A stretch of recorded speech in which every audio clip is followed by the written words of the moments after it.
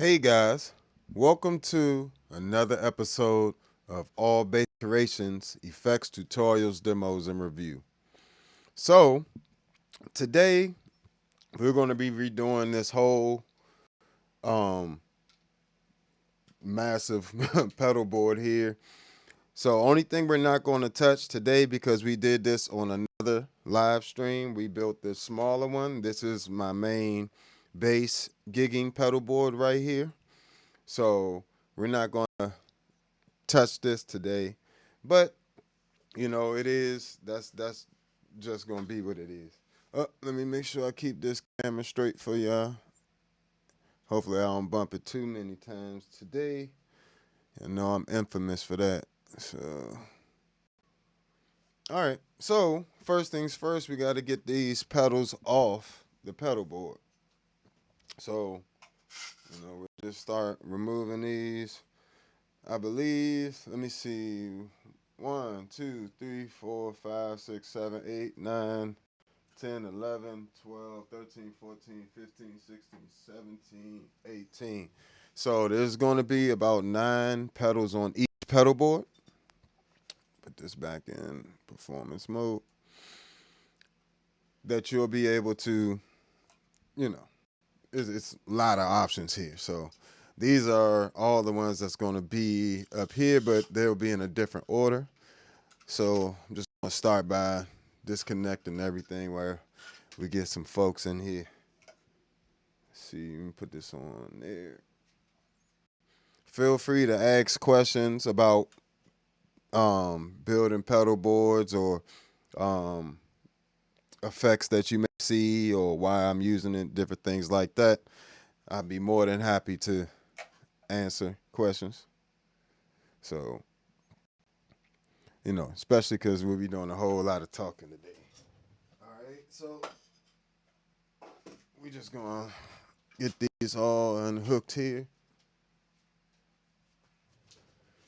Now, I will warn you, this is gonna be a lengthy video. It's a lot that has to be done here with connecting all these pedals, and it needs to be done properly.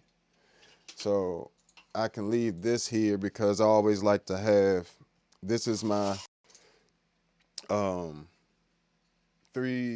use these 3-way switchers from Amazon. Tone, I believe, is the name of the company, but pretty much it gives me 3 different effects loops. I actually have one here, I have one here, and then I have another one here. So this one would be for this pedal board, so I can go ahead and leave that there. Not tacking it down just yet, but and this is actually the memory bank for the Hog 2. So this has like 100 of my electroharmonic sounds in here. Let me just make sure this stream up and running properly real quick, guys, before we get going too far. Trying out some new features on the Streamlab software. So let's see. All right, cool. Looks good.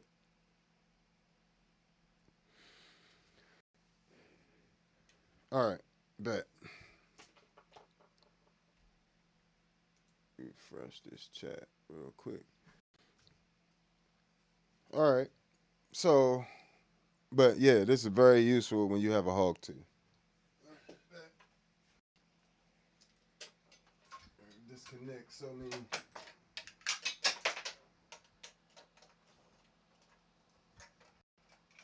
many cables. This probably won't be there. Of course, this is the amazing Hog 2. I can recommend this pedal a million times because it's just it's so amazing. Like it does so many things, you know. But of course, this is the one up top. Like I said, this is actually I actually look at my pedal boards like a module type thing where I have um so I have this smaller one. This is my main one I take. It's really easy to get in and out. Like I set this up just as easy as setting up one pedal, right? But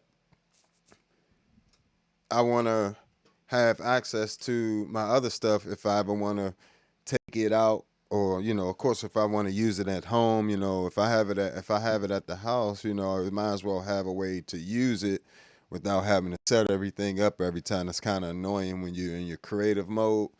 So when I get to creating, I'm not trying to um I'm not trying to be doing this. So got the amazing Electro Harmonix V256 with my favorite vocoder pedal, and I'm going to start using it a lot more. Got some tunes that this would be really nice on. So, and mind you, we're going to put all these pedals back. I'm just removing everything so I can. I'm not going to redo the Velcro or anything. I'm not one of those people that redoes the Velcro every time, but it is what it is. So then got the MXR bass envelope filter, great analog envelope filter. Got the Spectrum, which is a nice digital filter, but it also has some distortions, and you can get a phaser out of this and chorus, as well as it's an octaver. Oh, I'm just holding it. I'm just holding it out the way, but it's an octaver as well. So it does a lot of little stuff, kind of like the C4 synth, but like a cheaper version, pretty much. If you have a C4 synth, you really don't need a Spectrum filter. I'm just gonna say that, unless you want to use them separately,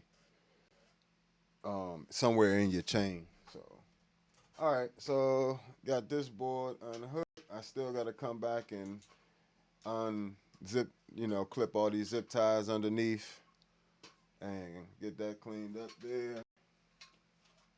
Think I'll leave some of that Velcro there, like that. All right, we got the Ravish Sitar. Move this mic over. We got the Ravish Sitar, another one of my favorite pedals. Nothing else like it. Electro Harmonix, if you haven't noticed, is some of my favorite pedals.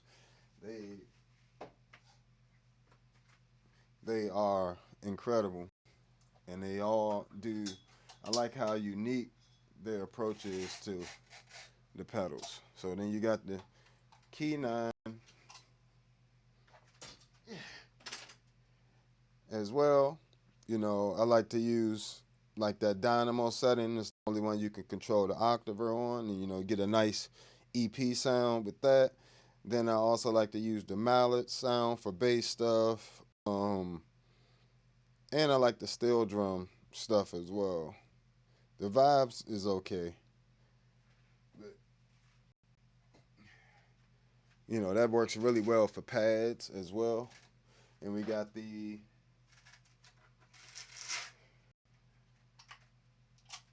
Mel 9, which is another one of my favorite pedals.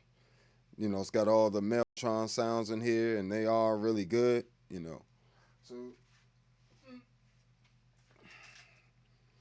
only thing about deciding to redo stuff like this, hey, what's going on? Appreciate you chiming in. Yeah,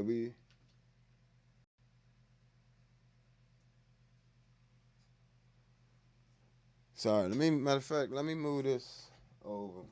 Let me move this over so I can see when y'all chatting and stuff. That way.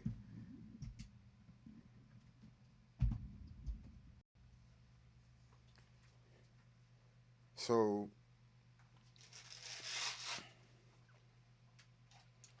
you got the Zoom MS-60B. I like to keep this on there for like my guitar sounds and stuff. I'll probably upgrade this to the newer one at some point, but I really this one does just fine for the stuff I'm doing live. And we got the Zoom MS-60 CDR Plus, which is out of the newer multi-stomp line. These are also amazing. I can recommend this to any musician. Like any musician, this will come in handy to have in your arsenal.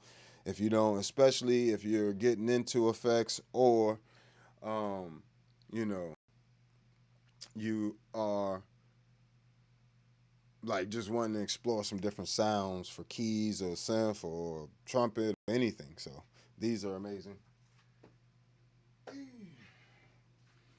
Fact, let me see. Can I move this camera up just a little bit?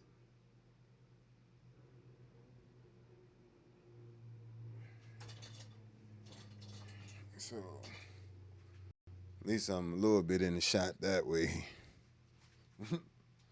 But then we have the Line 6 HX1, and you know, I wasn't too thrilled with this pedal at first.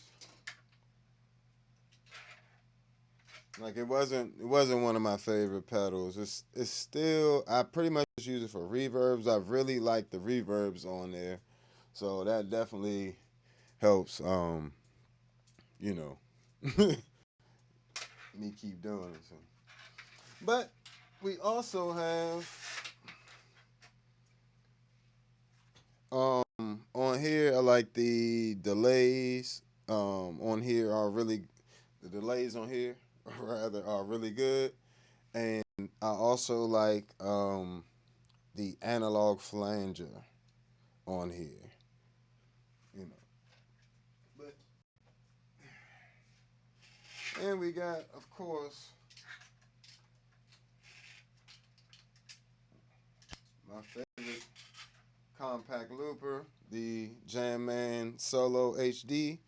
I actually have the previous version as well, the Solo XT, and I can sync these up, and I'm kind of use these in conjunction with this, and then not on in this pedalboard setup necessarily, but when I'm live, I'm going to be using these with my band. So different people in my band can also do loops and things like that as well.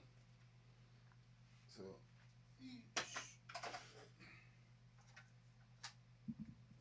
back over here. All right.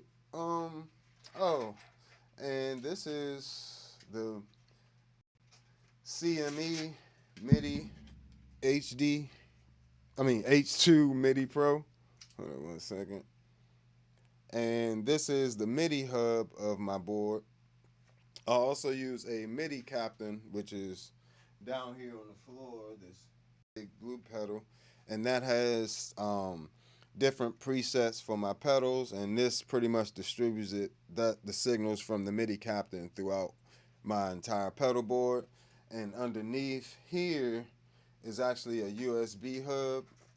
I don't know if you can see that, but maybe a little bit right there. See a few of the plugs right there, the USB plugs, and for the MIDI devices like this one that have USB MIDI where I can change presets, and that way I can have things programmed into the MIDI captain and have it changing things like this, and the HX1 along with like the Hog 2. The Hog 2 has MIDI. What else over here has MIDI? Oh, the Source Audio pedals have MIDI as well. So, you know, we got all this stuff. And this is just the extension foot pedal for the Jamman Solo. Allows me to tap tempo as well as stop loops and of course change loops. And one of the biggest reasons I chose the Jamman Solo over other loopers is because it allows me to change loops without it stopping, and it's still within the price range, and I already had the other two Digitech ones that I wanted to sync together. So plus that Jamman Solo HD really does sound a lot better than the XT. Trust me, if it didn't, I would have sent it back. So, you know, I'm not endorsed by any of these companies at the moment. So, you know, not saying it won't happen in the future, but at the moment I'm not. So I say what it won't, because I bought it. So, you know what's a real pain in the neck? I had to solder all these cables. All these cables and stuff, I've soldered personally. So, you know, it's a journey. And luckily, I didn't have to do them all at once. You know, as I would buy pedals, I would solder pedals, or as I needed them, you know, or once I really got good at soldering, I redid all of my cables. But that was the only time I actually redid all of them at once.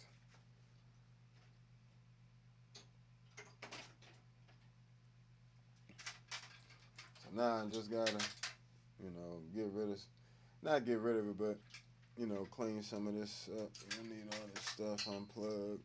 More stuff you can just have unplugged, the better. It's not power going to any of the power blocks underneath. I can show you that as well. For real, ideally, see, this is why I always get in trouble, man. These daggone ideas.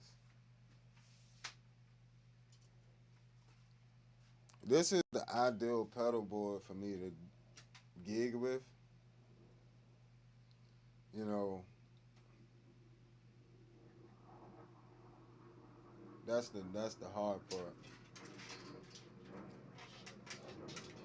This is like I'll show you it once I have it. Oh, I forgot. I got this canvas stereo over here just hanging out.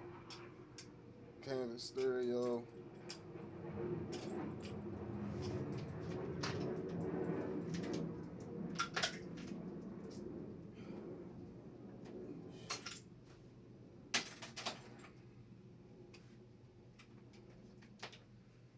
This little great DI box. It's also a line isolator. I use it in line isolator mode, and what it allows me to do is I can come in stereo, summit to just mono to go out to an amp, or if I got two, I can run two. You know, press of a switch, and I can also run stereo to the house or run just straight mono to the house, and it can be a DI box and a line isolator, pad, ground lift. Great, great clarity. You know, actually adds. It doesn't add anything to the sound. It just adds to.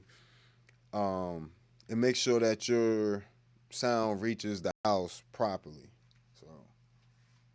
So, especially when you're using amp models like I do with the ToneX and stuff like that. So, put that down there. Also got a little riser right here. I probably will keep the looper right here because when I'm gigging, I like to have my looper close to the front. So let's just clear out these cables.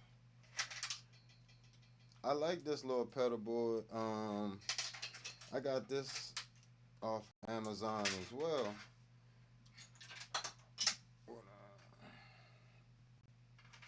And it came with a nice case. This nice case here. Decent padding, decent construction here. You know, even got a little rubber feet on the bottom compared to this little flimsy case that came with another one I won't mention. I just use that to carry my Zoom B6, which is in the bag now.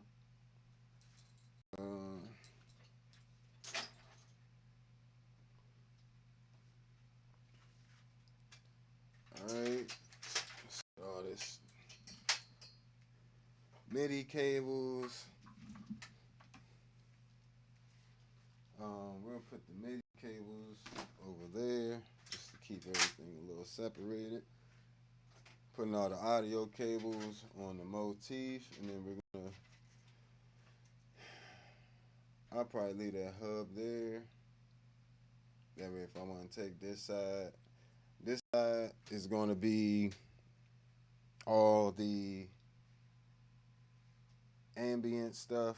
Not even just ambient stuff, like just the stuff like delays, reverbs, anything I use for that. It's going to all exist on this along with the looper. I'll probably go back here, but you know, I like to just clear everything out and just see exactly what I want to do. I like how you got this little thing underneath too. I'll show you. One plug per pedal board. You know, not bad. Another reason why I like this little one though, as like my main little everyday gigging situation. Really flexible, tons of options. You know, as you can see, just a million options with this thing. I was using this OC5 on a shout on Sunday. It was kind of crazy. For like a little breakdown part where and it kind of sounded, it allowed the guitars. It actually sounded like a second guitar stacked with my bass and a synth. So this OC5 was actually hitting on Sunday. It's one of them things, if you ask, you know, as a bass player, you can't be asking people, should I use this sound or should I do this? You guys, a lot of times, you got to do it within reason. Once they, you know, people are confident with you. You build a confident relationship with folks as a bassist. You know, nobody wants you messing up their show. You know how much money and time and effort goes into getting a show together? Nobody got time for that. But, you know, at a rehearsal, you know, you could try some stuff out. You know, make sure you work it out at home. Test it out with headphones. Test it out with in-ears if you have it. Test it out with, you know, some studio monitors. Test it out with your amps at home at a good volume. If you can't do that with the amp, that's going to make it difficult. You're going to have to, you know, you're going to have to really compensate in certain ways. So I'm just going to take this off for now because I want to lift these pedal boards up to get these wires underneath.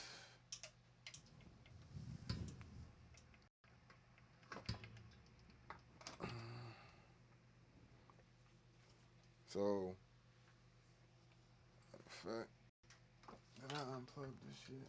Yeah, I unplugged it. Let's just fold it like that. We can see it a little better.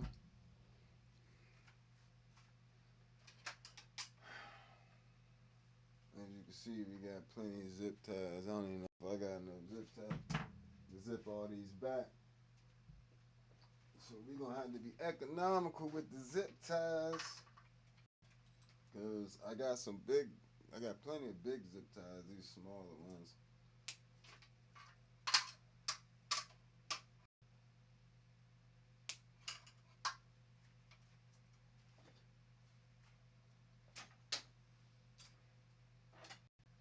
There's a lot of cables. I don't be realizing it when I'm building this stuff, but it is a lot of cables. I don't look at it. If you try to look at it like one thing, that's what way, you know, you gotta look at it like as a signal path and understand how that signal path flows.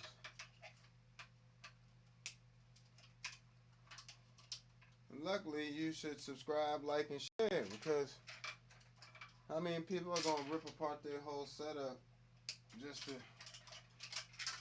on camera. You know, this is gonna take a while. This is a commitment, right? I ain't gonna lie to you. This is a real commitment.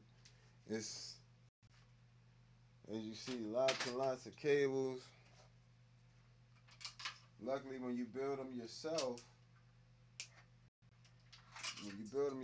it's a lot less surprises. It's a lot less surprises. Let's see, all these power cables.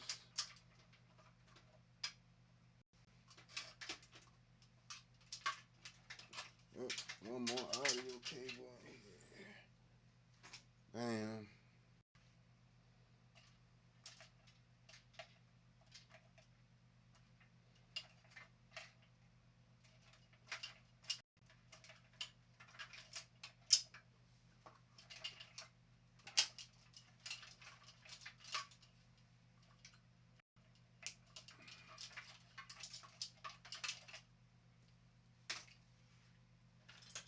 A lot of power cables.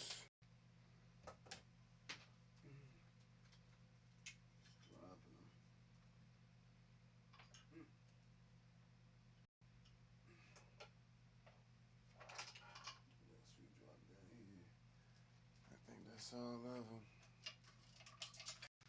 So,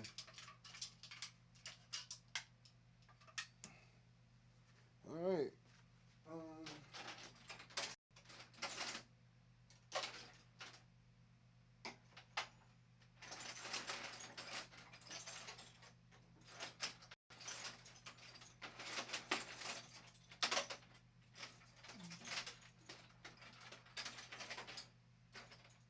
So the cables for that. And as you can see, I just usually tuck my two-tone CS12s for these medium-sized boards underneath. CS12 is great for these size boards. It gives you pretty much 9-volt outputs on it, and it also gives you two 18-volt outputs. So if I wanted to use the analog stuff on here, analog preamp like the AG or the Gensler at 18 volts, do that. 9-volt AC power as well for the specialty stuff. So let's put this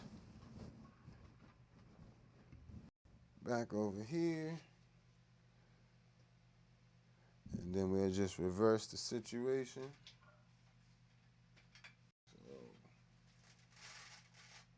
So, that's just gonna stay. This is the only one I'm not gonna take off. I'll take the rest of it off.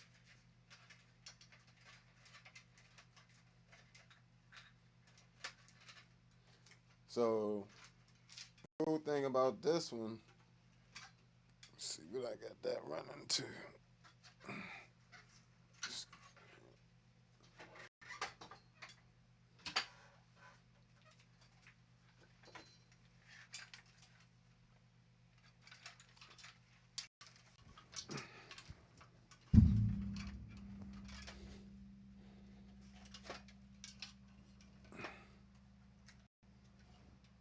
Let's get all this out the way.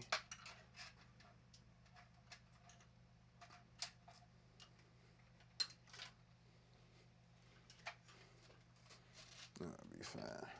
All right, so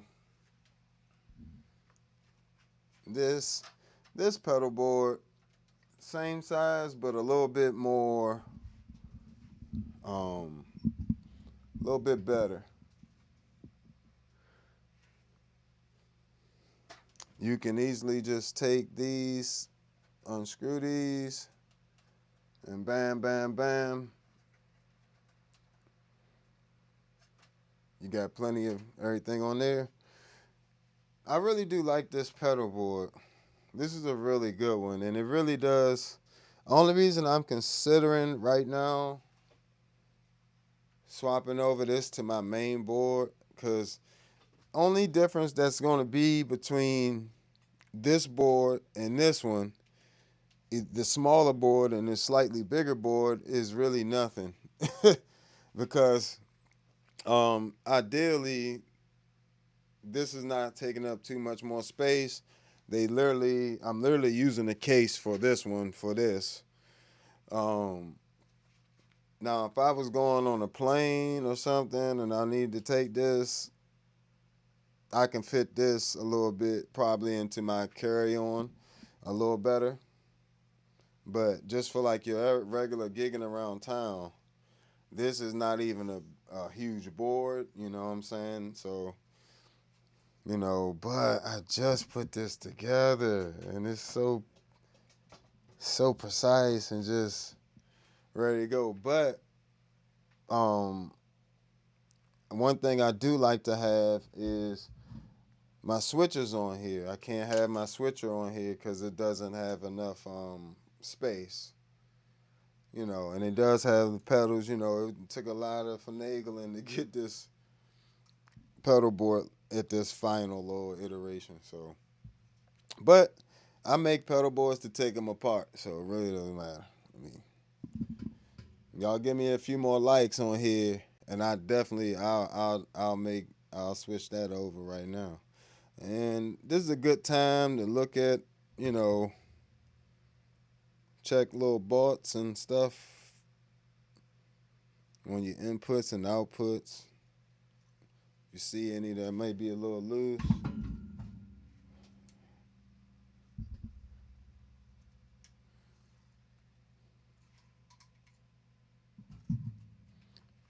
But yeah, so all the power cables for this are pretty much tucked under here real nicely. Matter of fact, while we working on it, we can just take this off and we can see.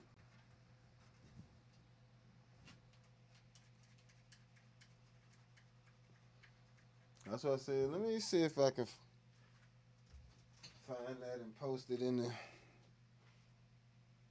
chat real quick to this pedal board. Because this is a really good pedal. It wasn't expensive either.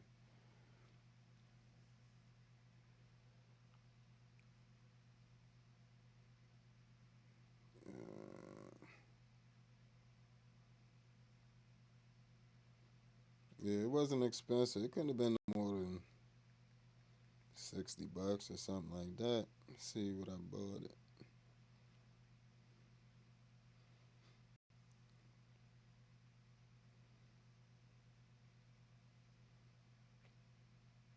Oh, they don't even sell it no more. Dang.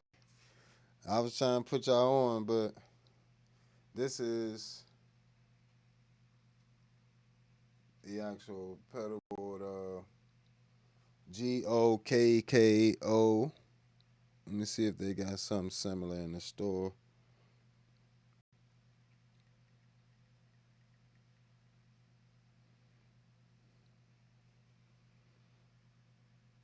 Yeah, they do. Let me see. They actually got an orange one.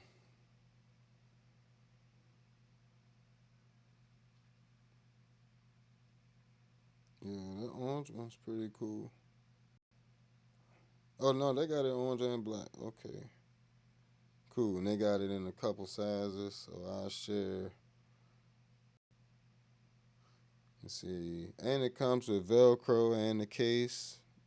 Yep, here it is. Found the exact one. Yep.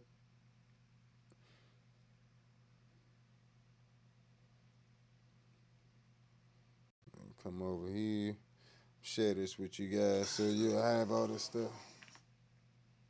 Rampage.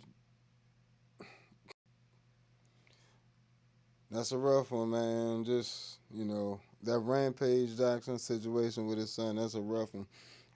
I hope everybody involved, come out on the better side of everything. Learn lessons and everything else.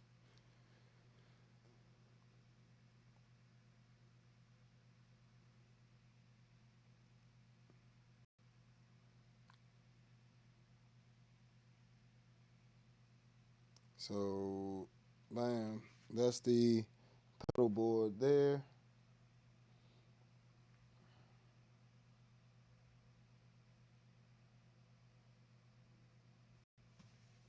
Ah, didn't mean to do that, guys. I got you. 1 second. Bam. Pedal board. That's the link to this pedal board. If I known they had it in orange, I would have got it in orange. The orange one looks pretty cool as well. So, but, you know, you can hand unscrew these. You know, you don't need a screwdriver or two. Just need to not lose them.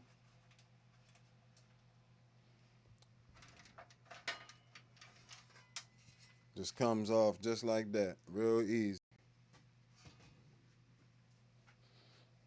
So, what I like to do, you know, from when I build custom electric bikes and work with people that build things, you always want to just put these little screws back in place if you can.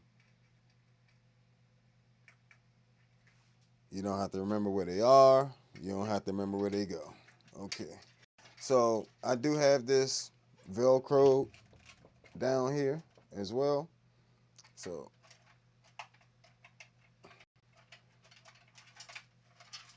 we're going to break it down.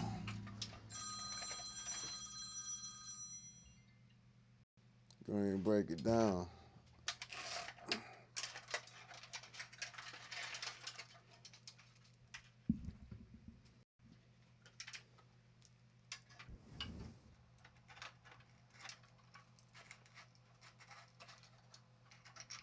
I like to do all this stuff separately. MIDI and the oh sheesh. Got me stepping on my pedals.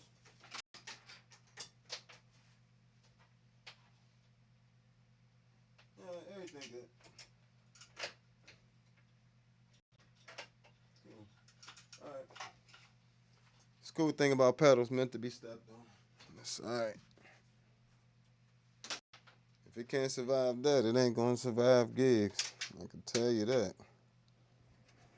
That's one thing I do like about these things. Got me tripping. Y'all got me tripping and falling on camera, on everything. Good grief. All right. So this is just a USB hub. Ain't no need to unclip that. CS12 power supply there. So now we just pretty much back at regular old board. Just want to make sure the power supply don't fall off on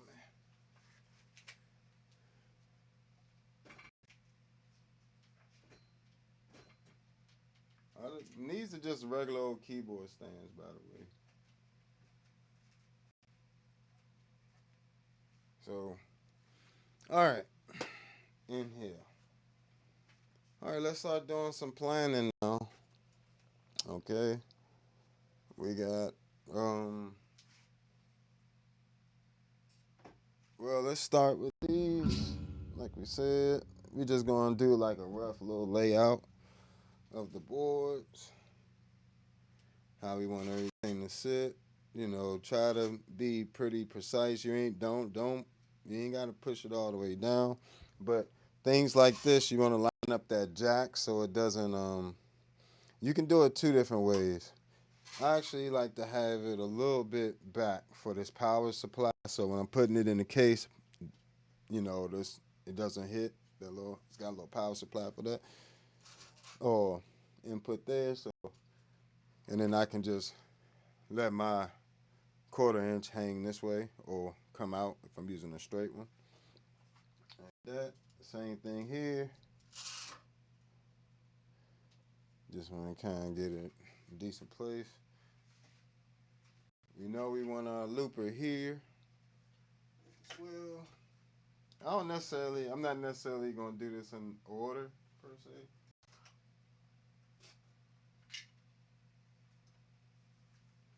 All right. So I know this board is going to be pretty much all electro harmonic stuff. So I might do this like that. And the hold on. One of the biggest reasons I always keep this towards the side, I don't know, right side, just because when I panic, my right foot is the best foot to just reach for these. So I always keep them on the right side of the boards. That's just me though. It's not for any particular reason. I could put it here in the middle, but I just like them there. All right, and I need this here on the side as well. Something like that. Because I need the access to the mic input here. And generally I will run it from the line out there. So one of the biggest things is just understanding what you're gonna need from that pedal. Now, if I need this output from the XLR of this for whatever reason, I still have it there, but I would probably more than likely only leave space enough where it would have to be a right angle one or something like that. XLR out. But I pretty much only use the 1/4 inch out of the V256 vocoder there.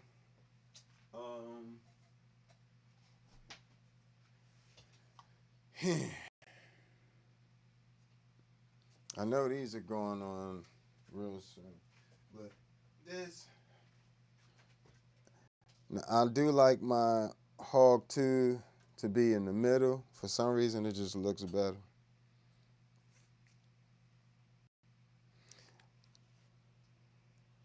What let me see. May not even be the most practical place for it because if I want to get to certain little, we'll see. We'll see. That's the point of doing it like this, so you can see what you need and what you don't. Oh, generally just need about a space of my thumb between them.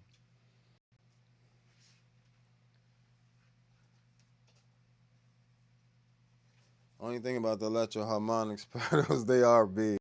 They're not little pedals at all. No, can't get that there.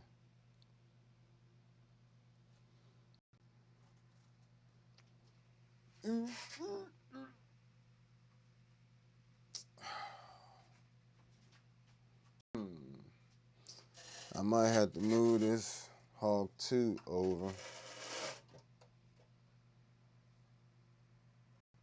Even though that's probably going to be the first loop of this.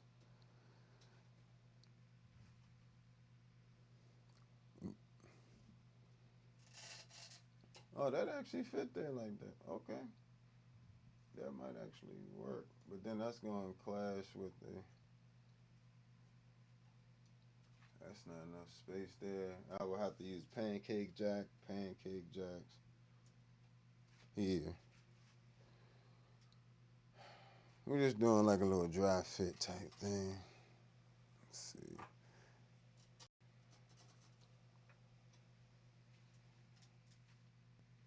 That ain't enough space. But this can scoot back. So tight.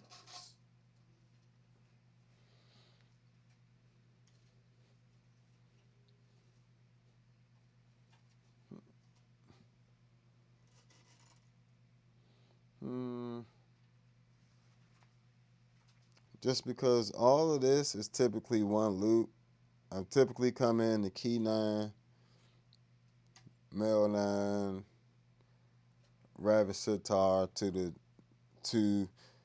V256 because this is different. This can be affected by these pedals in a different way. So I can get different vocoder patches by running the key 9, the male 9, the rabbit sitar into this. So I think that'll work. Unless I do actually end up doing this. But that makes me, I hate trying to plug in like that. It's irritating. unless, well, I won't be plugging into that. I plug into this one first. Ah,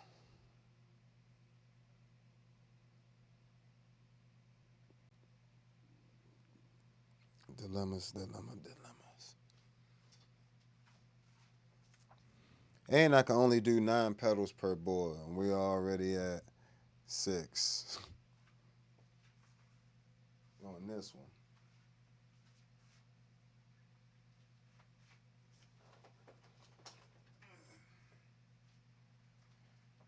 Probably put that the HX1 there. MS-70 CDR Plus there.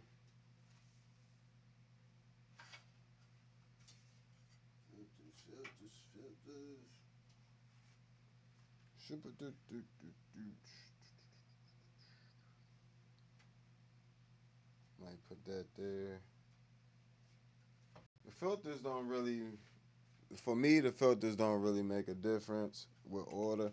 Only order I might put to the filters is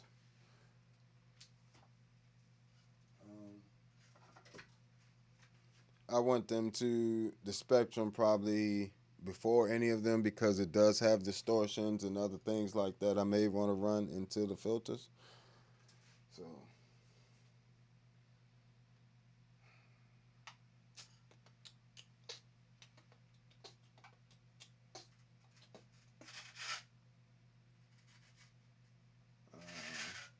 that's ugly.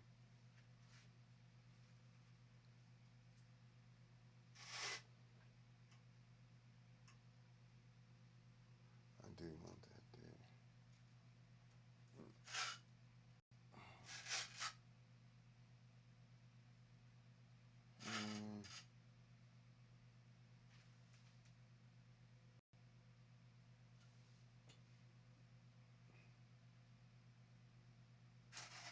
Actually, I'll run the bass bars last with the filters.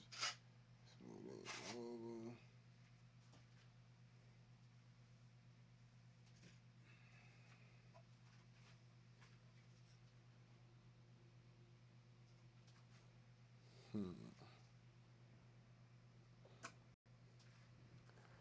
May do this like this.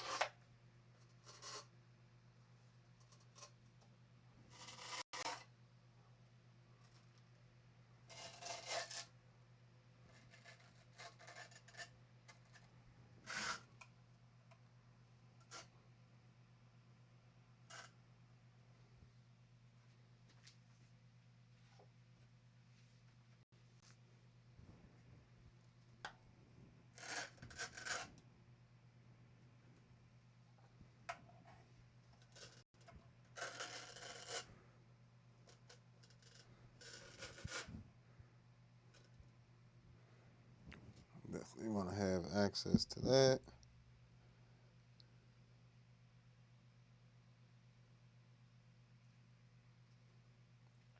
What else we got? MXR layers, which needs to be a little bit.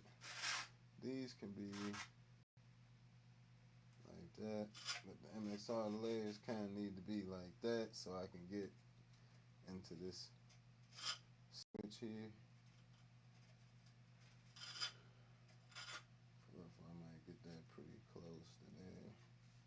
Yeah, that'll give me access to for the sustain pedal.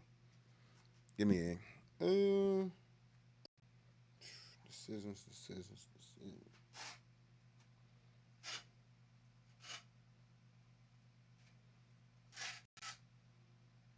They ain't doing nothing for me.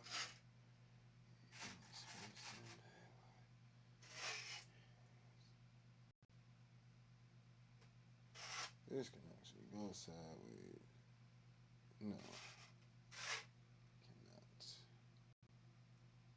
Okay.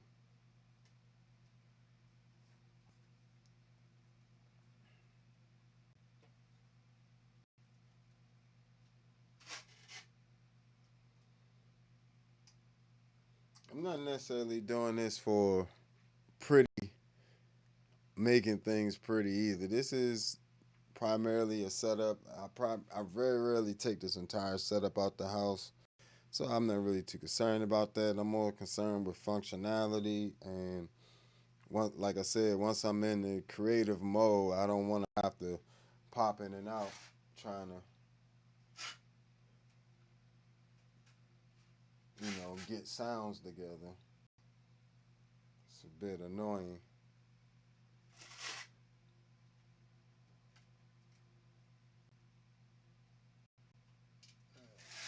Got some space there.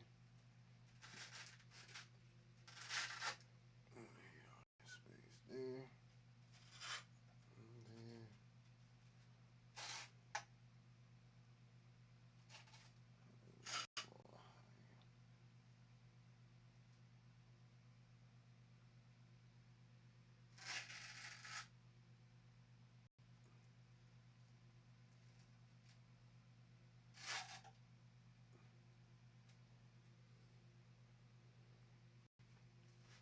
Yeah, that's a little better there.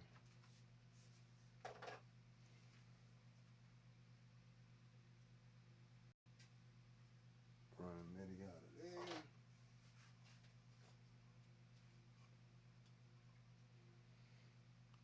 It's the only thing. It's the only thing I can't get on the board at the moment. Let me see what we got here so far. I think I got too many on this side.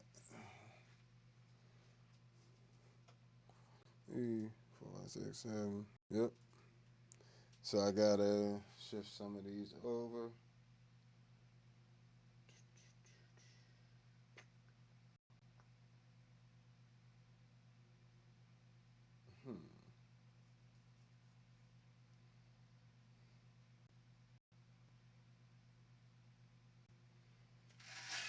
We can get the spectrum.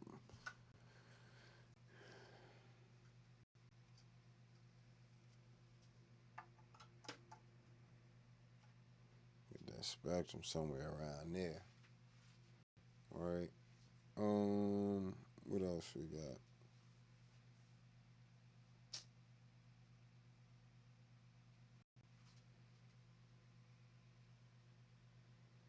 It's tough making these decisions, guys. So first loop's gonna be the C4 synth Hog 2, which would be this green one. Then the red one would be key 9, nail 9, rabbit sitar to the vocoder, back to the looper. Blue one, I guess I really can put that through just the spectrum.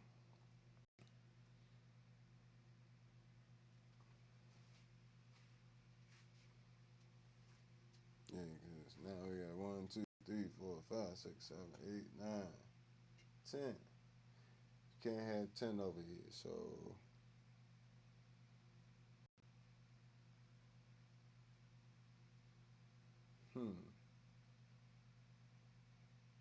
interesting.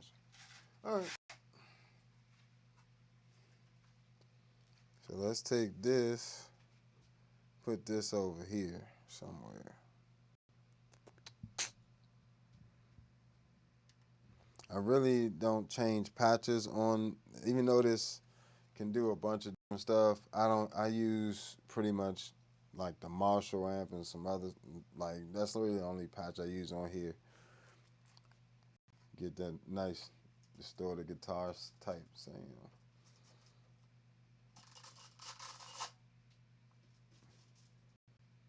That could work.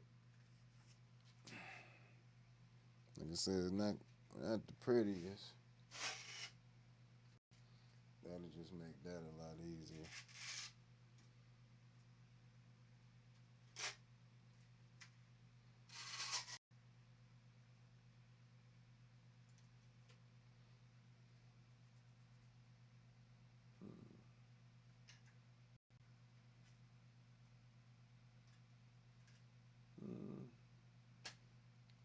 If I want to put anything else into the signal, I can do that here. I can leave space for that as well.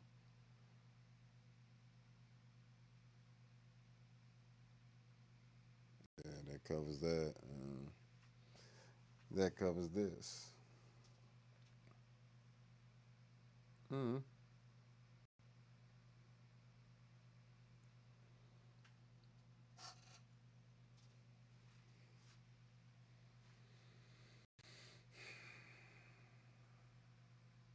Mm.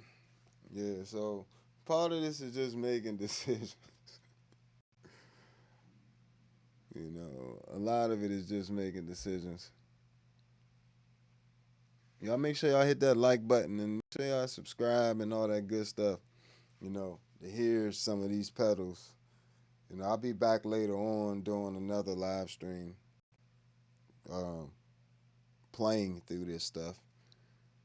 So you'll get to see me build it, and then you'll get to see me go through everything, test everything out, and all that good stuff. But I'll need a break in between there. I really want to put this over here because it give me more space for it, but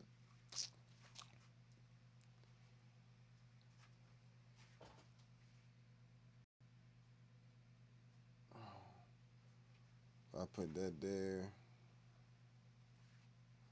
So this will have to be my third loop.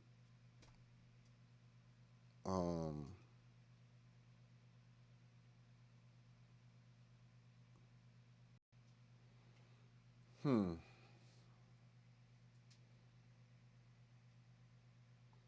I might go C4 synth, Hog 2 Spectrum. I know that's kind of random to have a filter right there, but it also cuts me off from what I want to do there. Let's just do this. Bring you back over here.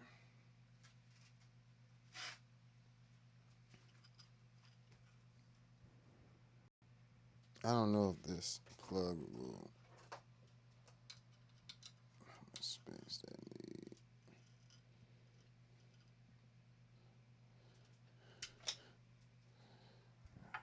Put that there. Yeah, that's gonna throw the geometry all off. See.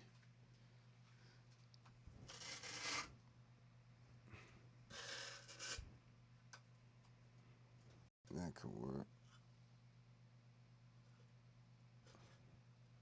I don't even.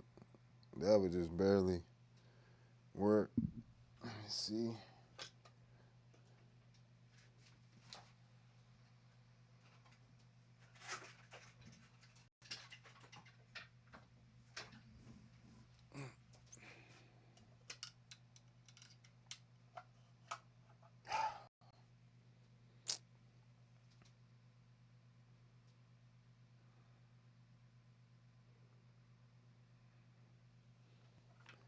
All right. Okay. So it's always a slight dilemma somewhere. It's always a sacrifice somewhere you gotta make. Let's irritate you. Really just want that in my filter section.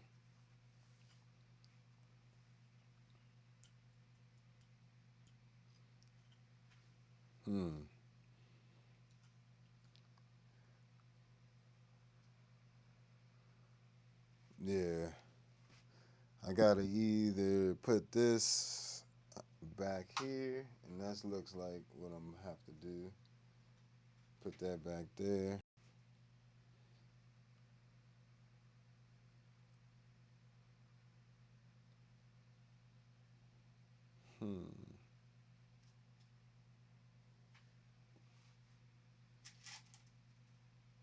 No.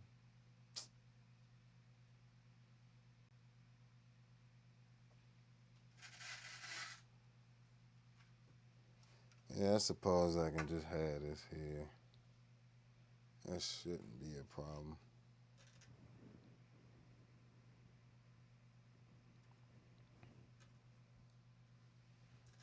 Well, that can't be that close anyway.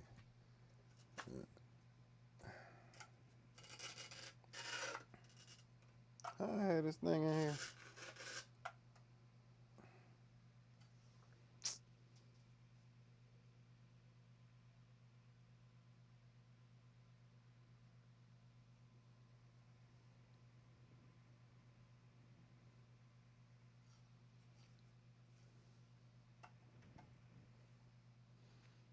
That'd be fine right there.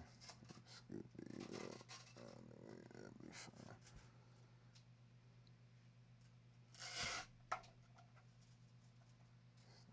Space there.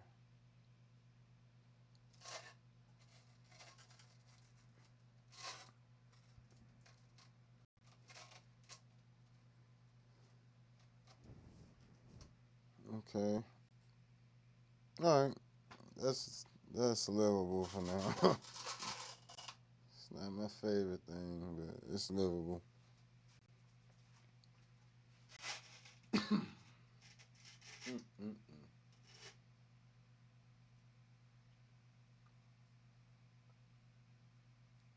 Come out of here, man.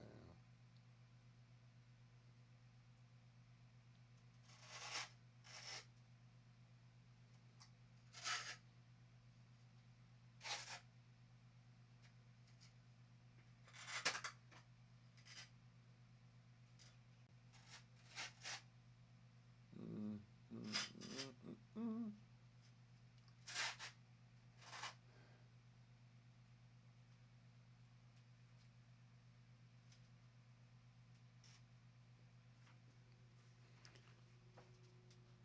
So this board is a little bit more crowded because it's got all the extra synth and guitar tones and even the filter, but that's okay because we got more space over here, and we still got, let's see, we got one bank. All this is one bank, two, and then we still have a whole extra loop here. So loop one here is gonna be the filters. Loop two is gonna be the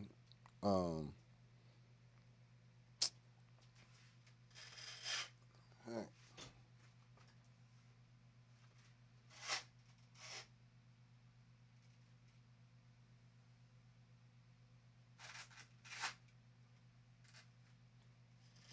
that, and we got that there. Second loop be there. Just keep that run short. Run this to the filters here. Come back out of here into the MS-70 CDR Plus HX1 to the Jam Man Solo HD. All right.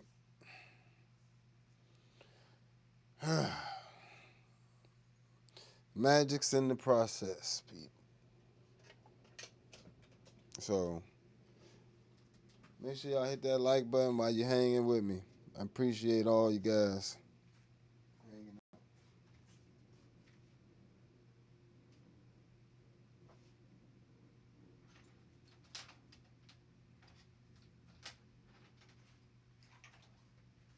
So power usually is the easiest thing, especially wiring up something like this. All these pedals in particular are 9 volts, so all these pedals and devices rather are 9 volts. Now you do have pedals that are 18 volts. So like what I would recommend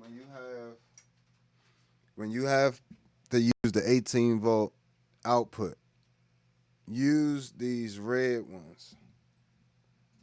Use the red ones. These will save you from messing up pedals and different things like that. And then use the regular ones for you know different things. So, the purple ones are longer. So, and the yellow ones are a little shorter, so they color code them as well. So that kind of helps a little bit. But for the most part, the reason I love the True Tone CS12s is because I don't really have to worry about the milliamps. I just have to make sure that it's 9 volts and that it's center negative 9 volts inputs, and it will do the rest. It will literally send the power wherever it needs to. So definitely helps.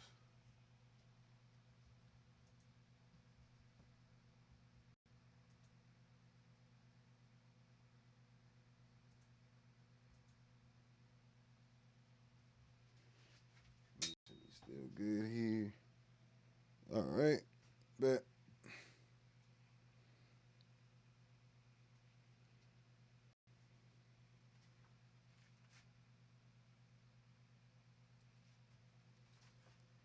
All right, so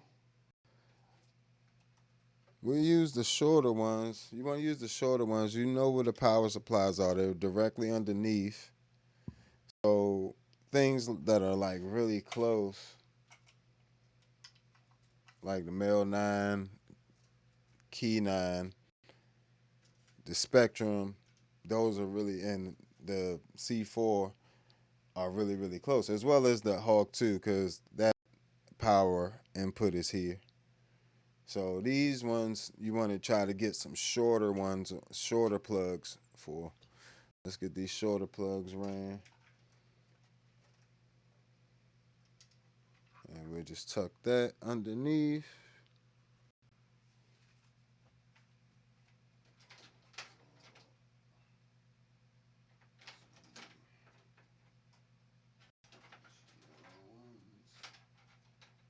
We also got to leave a few shorter ones for over here as well. Put those two there. So really short runs.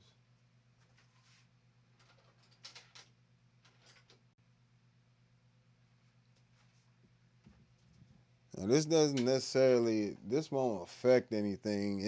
It'll help when you go to manage the cables later, underneath. It'll help out a lot not having like just excessive slack where you don't need it. But it's inevitable with these. These are pre-made power supply plugs that just came with the power supplies I have. So,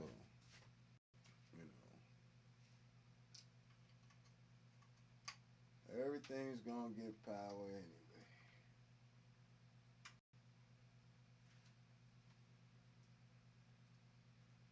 So the purple ones are the long ones.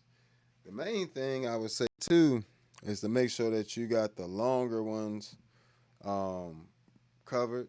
Like if you have any, like say I was using this I have a Terra Nova 42, which is the size of these two pedal boards together on the floor. But I like having it broken up like this so I can just split the board. Also, when there's problems, it's a little easier to troubleshoot which board is coming from and which set of pedals because of the different loops and everything as well. So that's another reason I do it. If I'm ever in a show and something goes wrong, I can easily get whatever the problem is out the loop and keep going on with the show using the rest of the pedals and figure out what that problem is later. I don't want to be figuring it out during the show, that's for sure.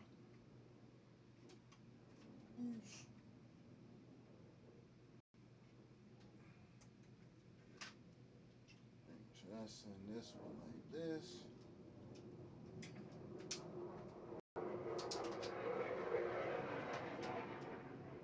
I don't know what they doing with these jets. They doing all types of extra stuff lately with these jets around here. I live a few miles outside of DC. So right outside of DC. So they doing whatever. Um but yeah, all right. So what these don't really, it really doesn't matter. Right? Like that. You just want to make sure that everything gets the correct power and nothing gets, especially excessive power. Excessive power is what really will ruin your pedals, not really underpowering them. So, but when you overpower them, trust and believe, you put 18 volts into these pedals and you can easily destroy, a two, three, five, six, seven, $800 pedal. why I said use the red ones for 18 and 12 and anything weird. Use the red ones.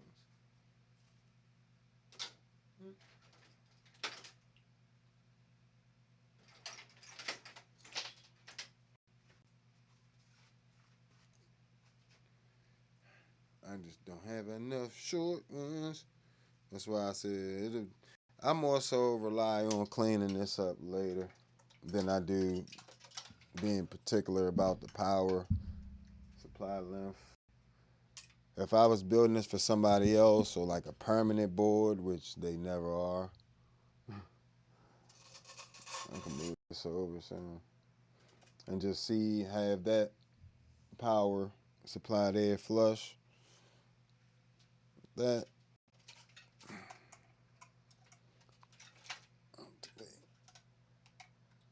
have that exit that way.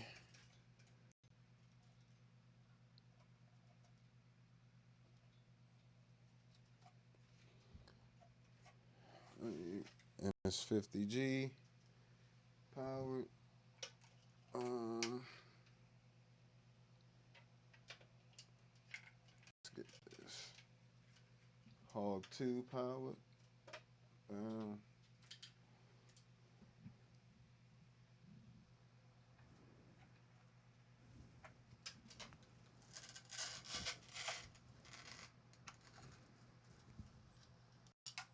Sorry if I'm rubbing against the mic. Sorry about that. C4 synth powered.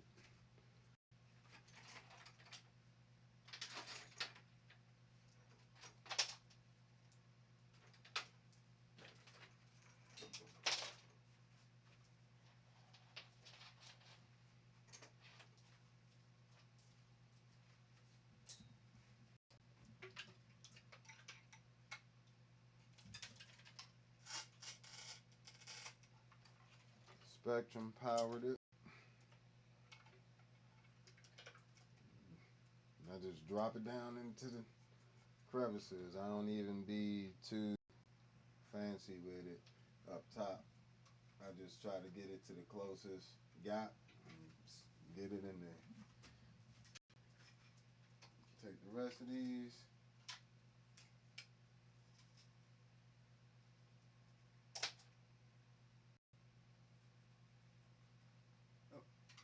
And that's all.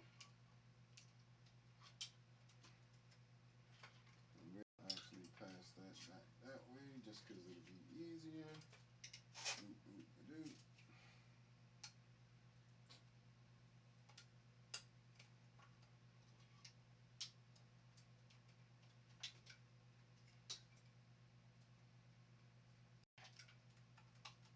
Buzz balls and log filter.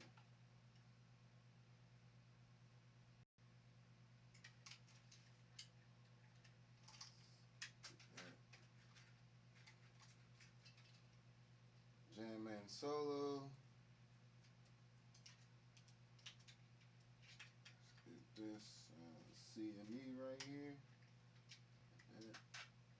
Smack. Man. Sorry. Just get the building. 3-way effects loop.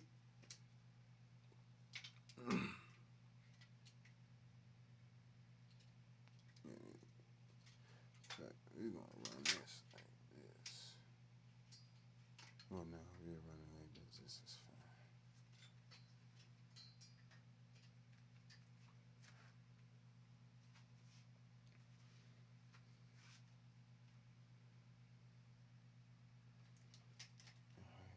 Anything else? Oh.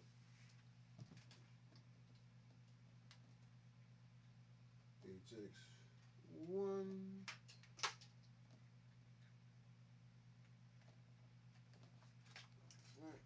No, I'm not gonna run it through the side gap. I'll run it through here and just keep it close. If I need to move it, I can.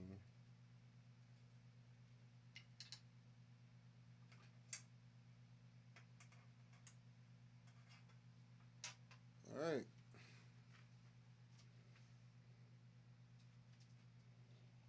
So we got power ran to everything. All right, cool. Oh, by the time just come underneath like this. This is one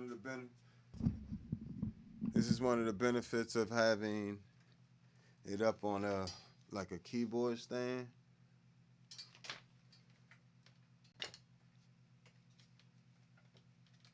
You just gotta make sure it's centered. It ain't gonna fall off, you know. That's the main thing. All right, that's cool. That ain't going nowhere. That actually fits perfectly. But so now you can really see what needs to get the closest outputs to where it is and what has plenty of length to make it across somewhere else. And this also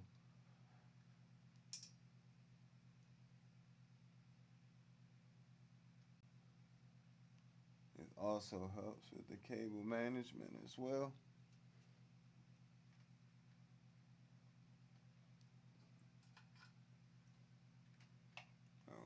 And again, all I'm doing is plugging in to the 9-volt slots on these CS12s, not the red 9-volt slot,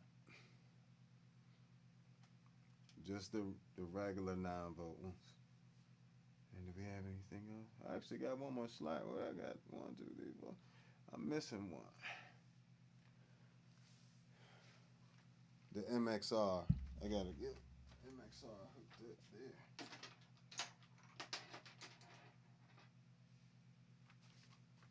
This bass filter here. I would like to run that down there. Just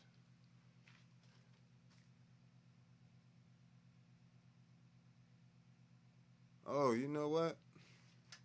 I'm lunging. I think I gotta put that slot back on. I forgot all about that. So let's do this.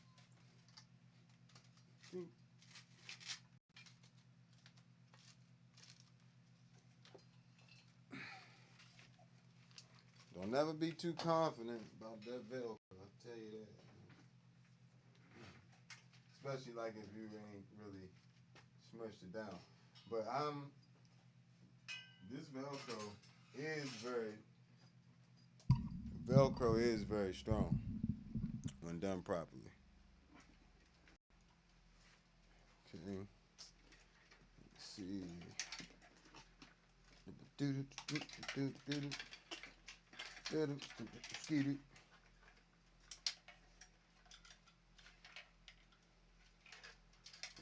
Play all this out real quick. Except for the ones that came through the middle.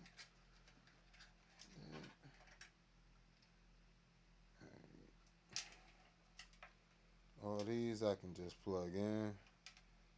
Just get them out the way.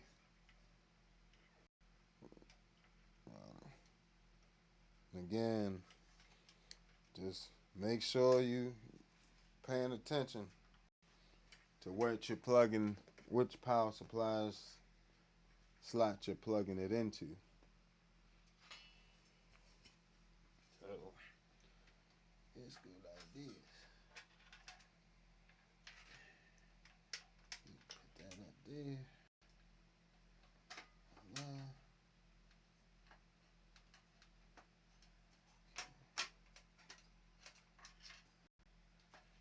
What music color you have?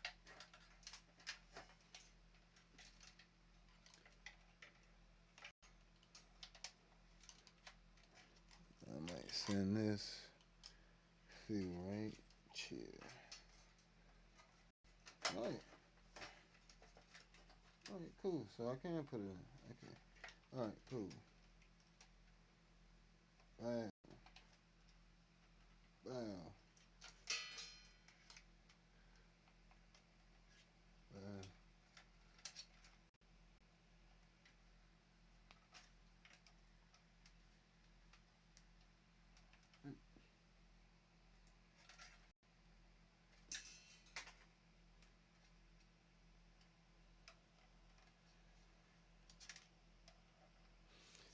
cool thing about this board, you don't even have to worry about hiding the power supply stuff. It will, when you put the when you if once you wire it up with the power properly, you can pretty much hide all the power wires in there with the power supply. Little cage. Just tuck them back in.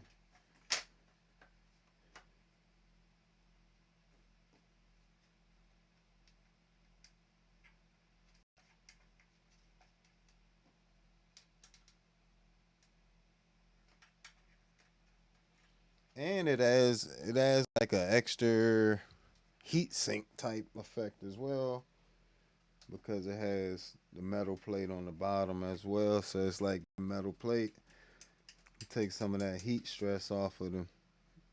If it is, any. I haven't noticed any personally.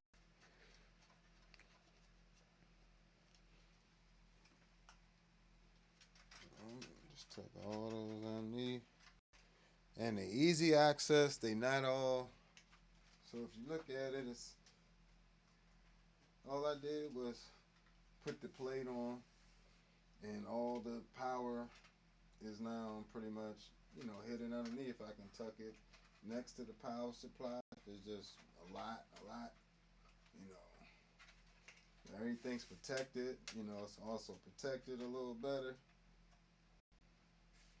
And if I need to get in here and unplug something, I can still do that.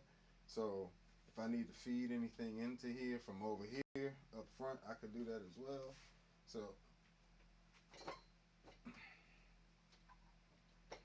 that's why I said I want to probably going to end up getting another one of these as my main gigging board, just because it's just so convenient.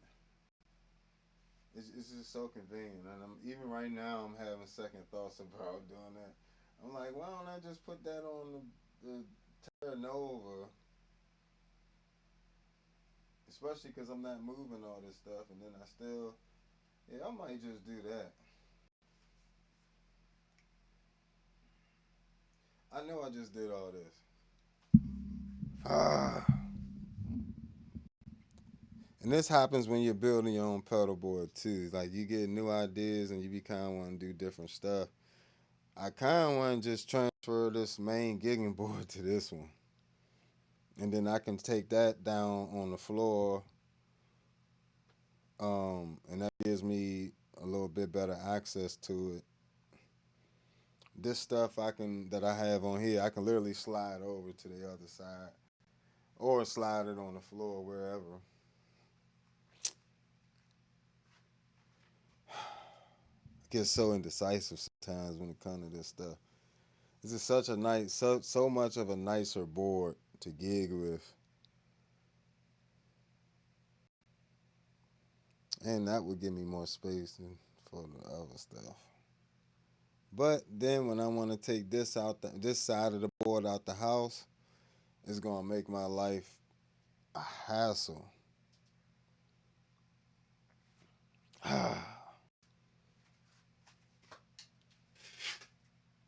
That's the only thing. Okay. So if you're not understanding what I'm saying is like if I was to take if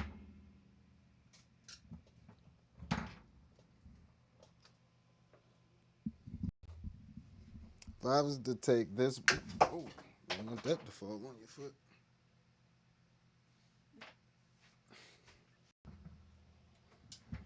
If I was to take this board,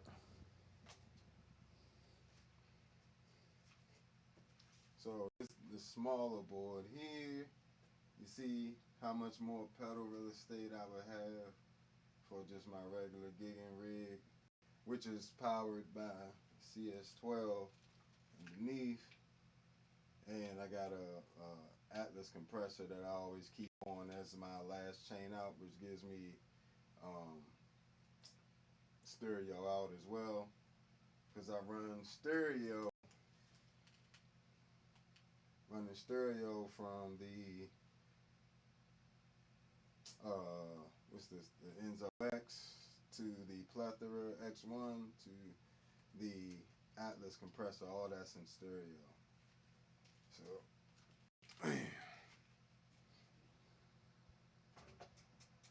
but I like how compact this board is. I really do. So I'll just leave it like it is for now. Because we already started, but that would kind of be cool to have a little bit more space. You know, I don't think all. Let me see one. Yeah, all them pedals not gonna fit on here, man. It's always a sacrifice.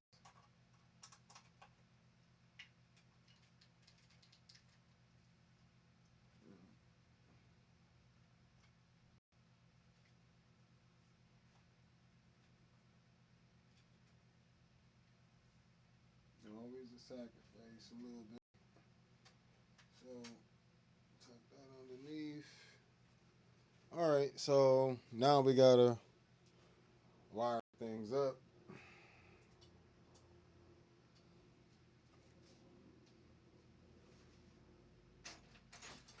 We got tons and tons of cables here, right? So we smooth this there. Just a little MIDI action. All right. So again, the signal path. We will actually come into a looper here, and that'll bring this pedal board, the smaller pedal board, in and out before all everything. And then if I want to run this stereo for recordings or something, it's a little easier and less stuff in the signal path. But I mean, a lot of this other stuff um, I use for recordings, but I use it in a different way. But all right, then we come here. So you can just look at it like it starts here. Come here, first loop, green loop gonna be C for synth to the Hog 2 to the Spectrum. I know that's weird, but I can't. I don't have enough power on this board to move the Spectrum over. And I need a separate loop for MS-60B because it does affect your tone when it's bypassed. So I don't want that. So I would rather just have the Spectrum there. It's fine. Figure it out. Then we got the red loop. We have the Key 9, Mel 9 Ravis guitar to the V256 vocoder. Reason being, I need this input for a XLR input for a mic to use it. And that will run back into the looper. Then the third loop will be MS-60B back into here. This preset box doesn't need power. It gets power from the Hawk 2. And then so once all that's complete, we come out of this out of this looper here to the end here of this looper, which will feed it to this green loop first. Green loop will be the filters. These analog filters here. B is going to be MXR layers. And then we'll be out of here. We're not even going to use this third loop. We're not going to use the third loop until we are, if we want to patch things in before these two pedals, we can do that here without going through the rest of everything else. Depends on what we want to do. Might want to patch in a new effects loop of new pedals down on the floor, things like that. So basically, this is an expansion loop pretty much, but won't be on most of at all right now. Coming out of here, we'll be going into the MS-70 CDR Plus, and then come out of here stereo to the HX1, stereo to the Jam Man Solo HD, stereo to the Canva audio. I use it as a line isolator. So, India, which is in stereo too. Great tools. All right. So let's wire the audio up now. Let's go. What's going on? I appreciate you hanging out with me.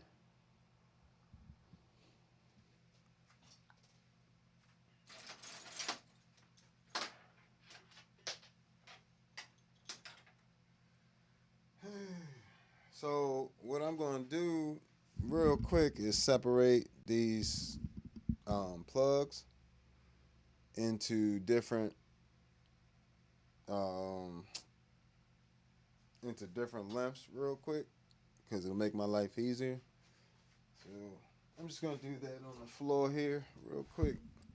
So one of the reasons why I do this is because, as you can see, some pedals are going to need really, really short cables.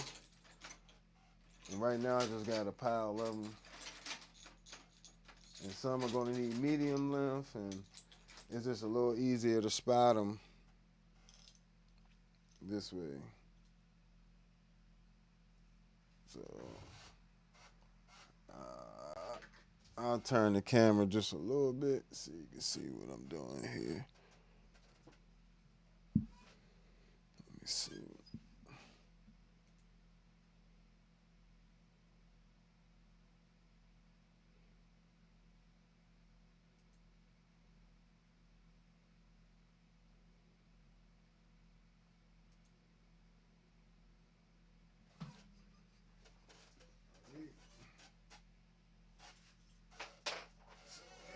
You got different length here, different lengths of cables.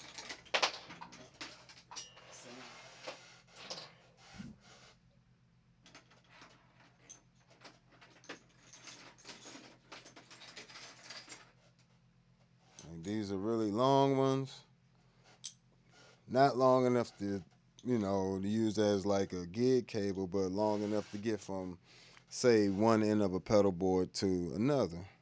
So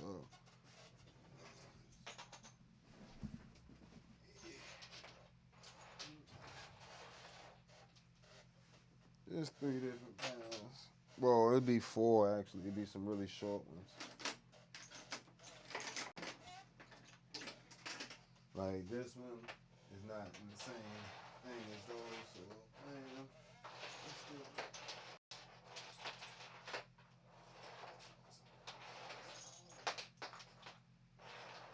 Short. So really long, medium, short.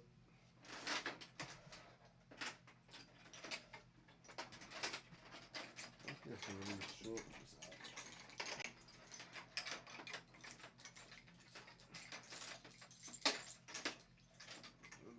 See, another really short one.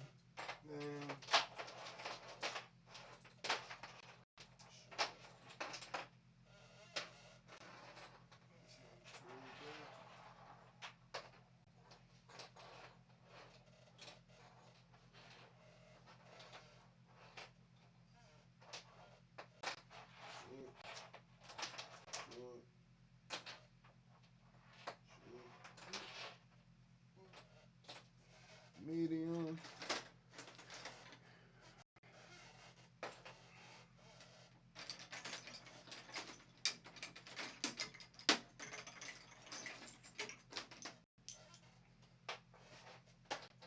Longer one. Short.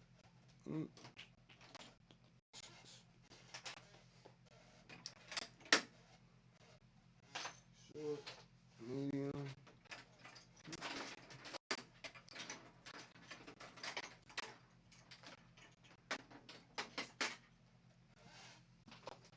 Extra long thing.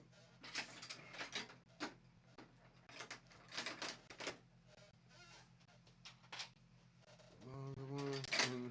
And as you can see, some of these have pancake jacks. Well, maybe you can't see.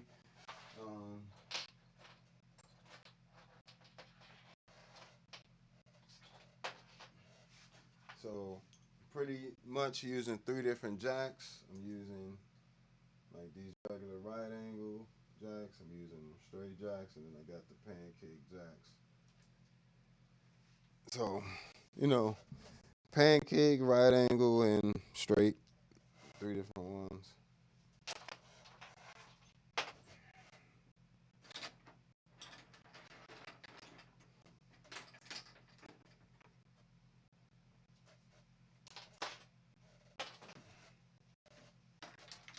Another reason I do this is so I can also like minimize cable length as much as possible with the cables I already have built.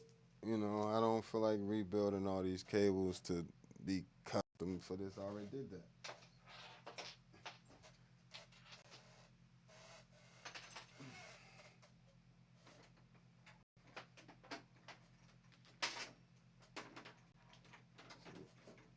See, this is a little too long for this application. Like, this is a little too long here.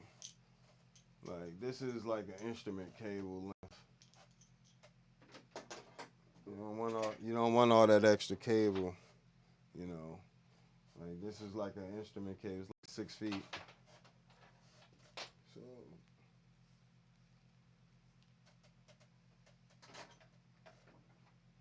these two we won't be using. We might not use all them long. I'm gonna use as minimum of those long ones as possible. Those extra long ones, rather.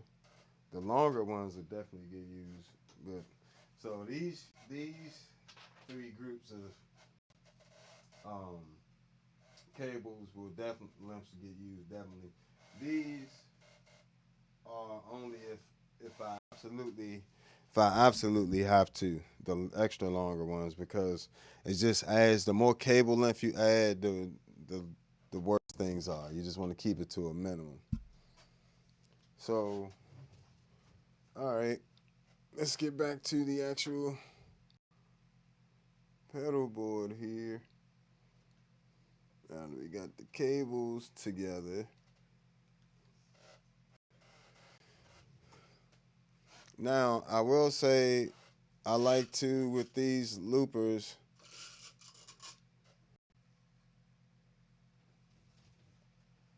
I aim to either use,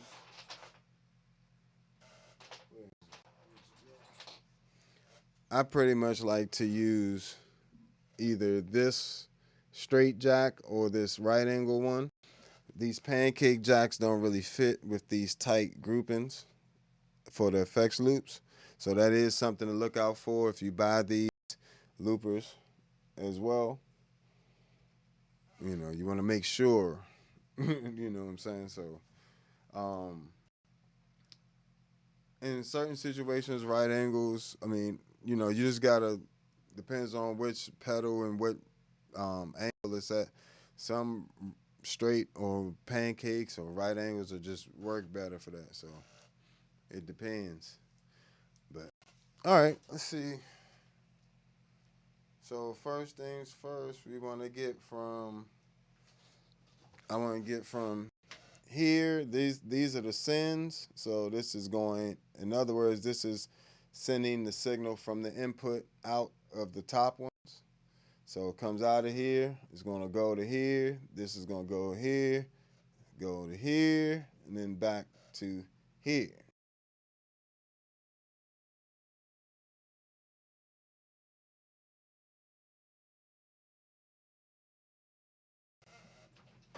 Lengthwise.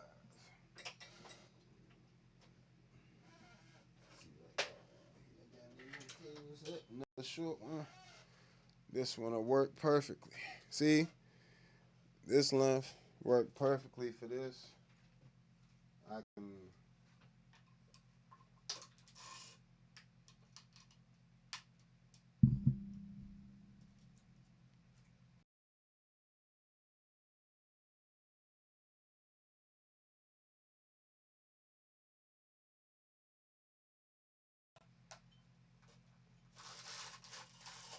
You may have to start doing a little bit of finagling. as you get these cables actually solidified into place a little more.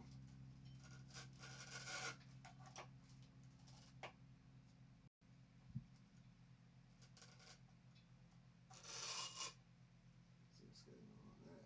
Yeah. So bam. I actually want to put that a little bit further up so we got some support there.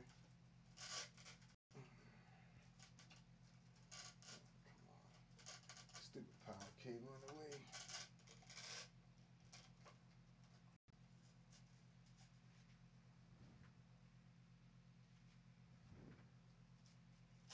I'd rather just bring this down.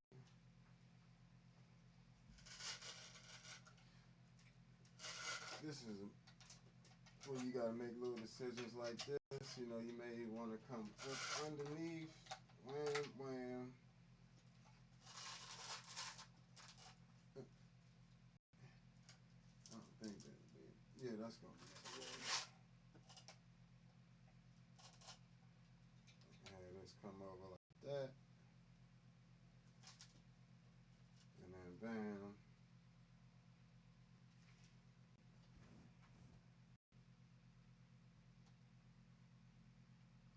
And that's fine. Oh, I need to do the power on this board real quick. It's pretty much the same process. Just plugging them in.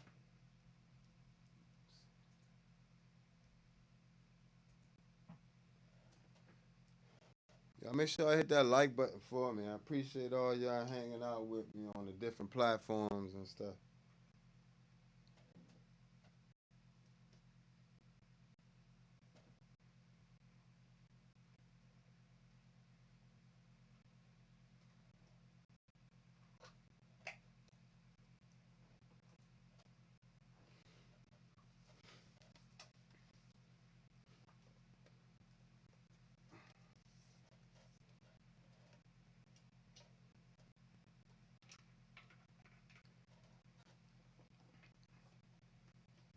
Again, all I'm doing is plugging these into the 9-volt slots. CS12 is a very versatile power supply, and it is very consistent and sounds it's very clean. Doesn't make a sound. I was about to say it sounds good. It doesn't. That's the purpose of a good power supply, is that you don't hear. You know, if you go with a cheaper power supply, noise, it could do this, it could do that. All right, go with a cheap power supply if you want to. Like a good power supply to power a board like this is typically going to cost you for, you know, anywhere from 150 to about 250. Some of them will cost you more than that. But a good power supply is worth the investment for sure. So we got that wired up under there. Nothing zipped down. Nothing zipped tied down yet. But you get it.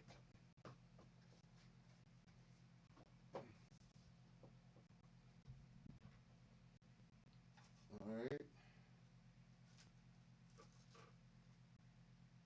Got that there. Now I want a really short. Let me switch back to pedal board view. I want a really short.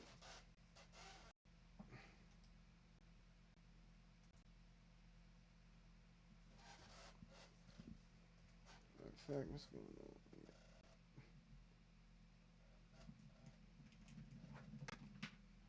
So I want a really short plug to go something like this. Really, really short. We go from there to there. Now, there's different ways to offset this, but let's see what's going to work best for this. Now, they do have like straight metal plugs for stuff like this. I'd rather just do it like this. This way.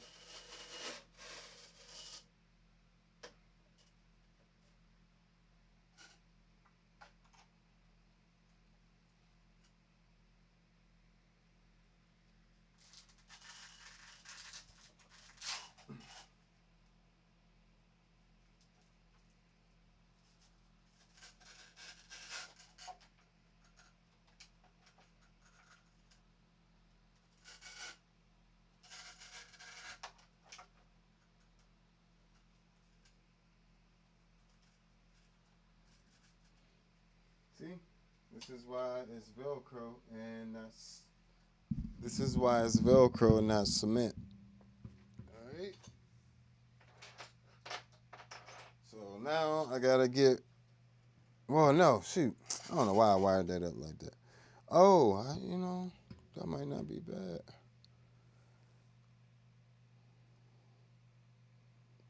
Trying to remember, do I add the distortions on there? No, I wanted this to run out there. So now I can't use a really short one. Thanks a lot. Pedalboard designer. All right, here we go. I'm gonna use another one to go. Use one of these.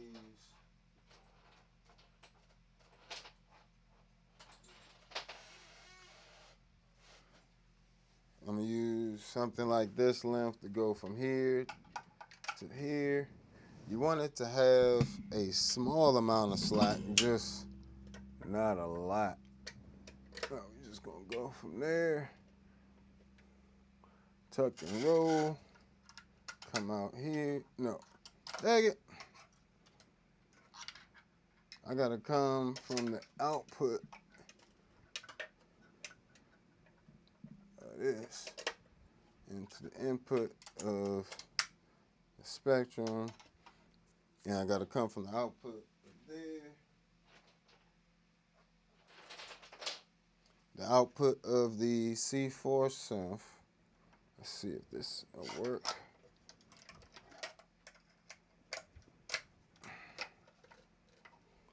To the, yep, that should be fine. That's perfect.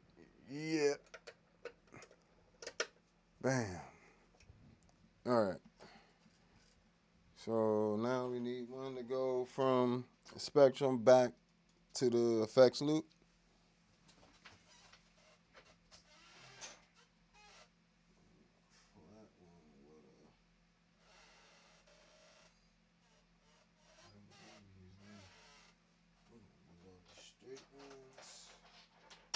We're gonna say these here.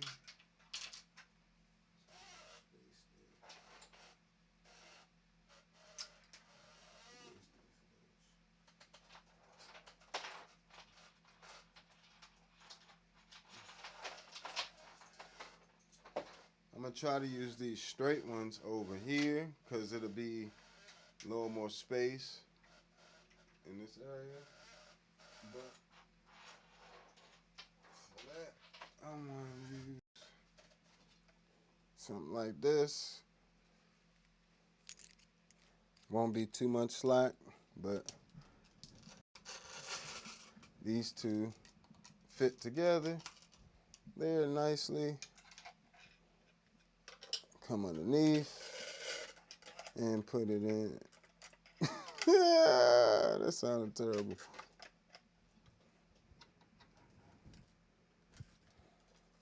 Little tight fit there. Never hurt nothing. Keeps it tight.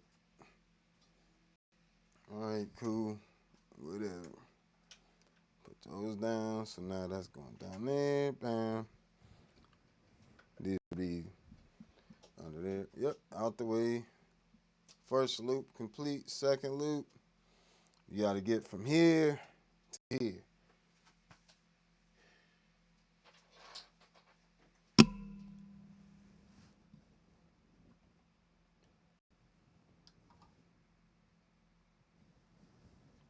I want to try to go down like this.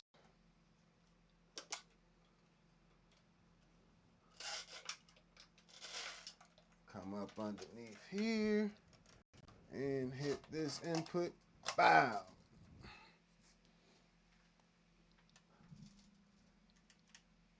Then a short one. This will work perfect here. Look. Tiny. Bing. Then just need another one from there to there.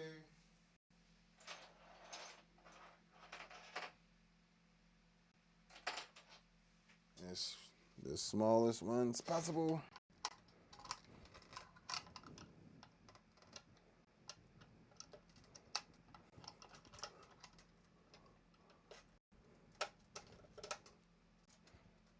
Wow. And I need one to come out of here to the input of there. That's gonna need a longer one.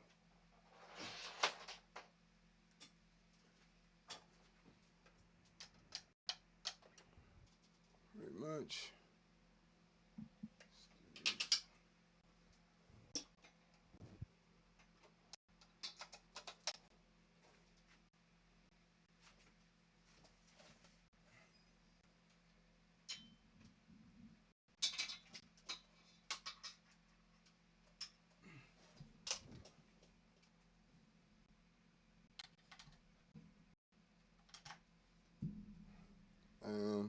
Then out of here, back to here, which I might.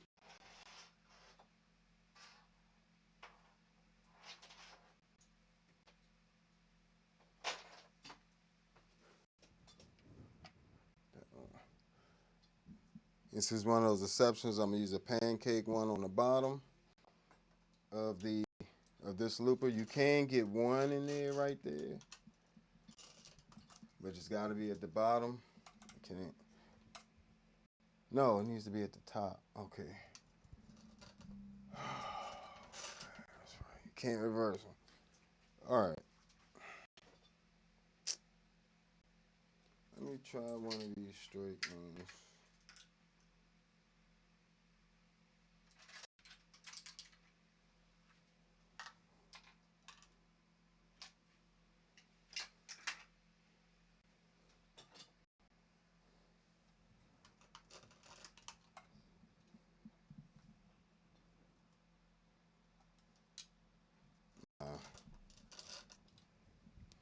Nursery bad.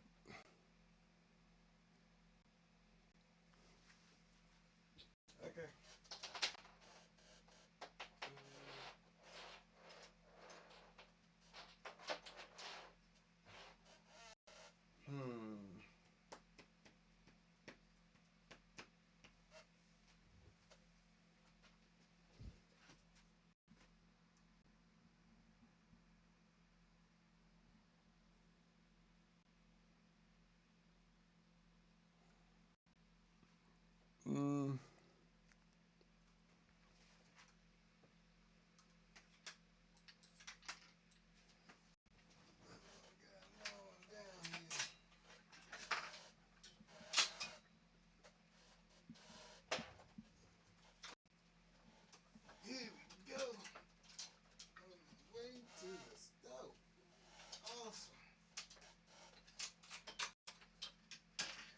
This will happen when you just build pedal boards all the time. You'll eventually find you got it lying around somewhere. Here we go.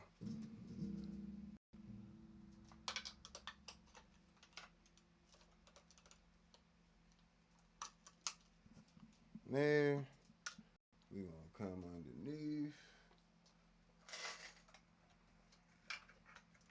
Up.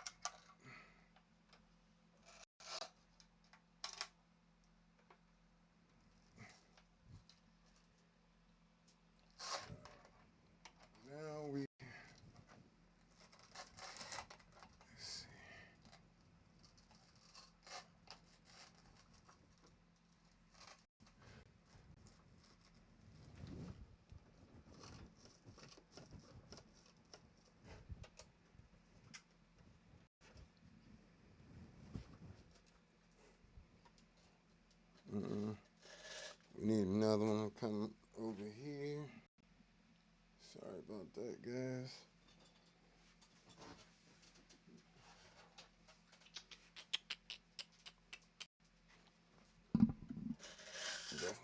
have to be flat. From the memory bank over to, let's see,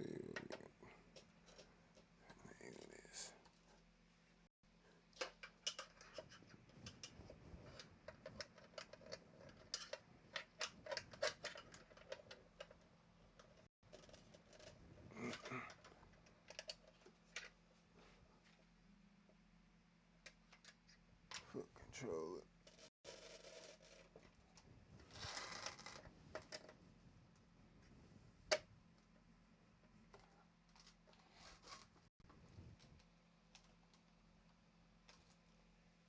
Okay.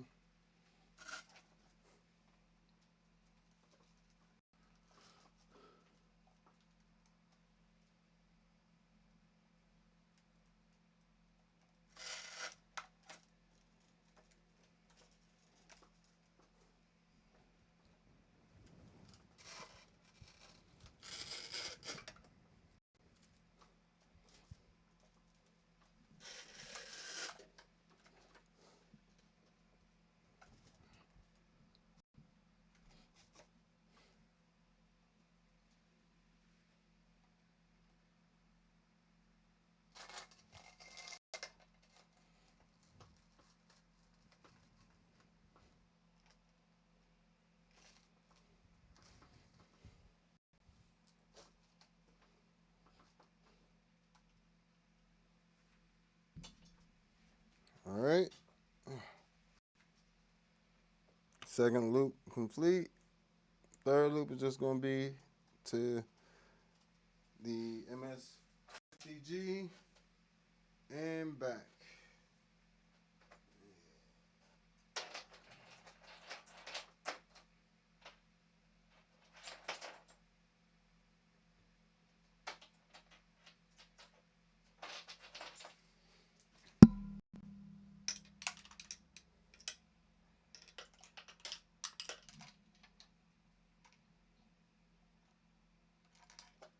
See if this will work.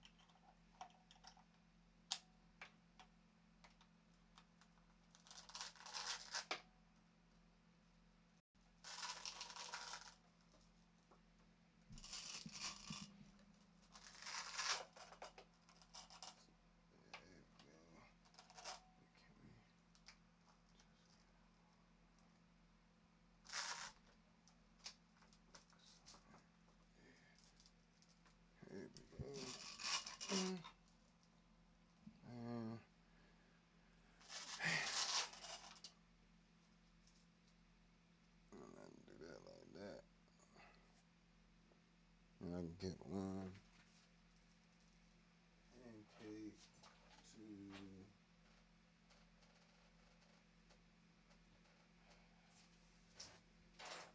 I need a pancake to right angle right there. Oh, for real.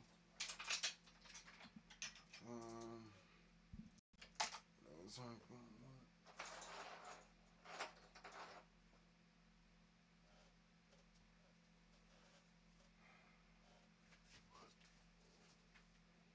Well, I might be able to squeeze this into there.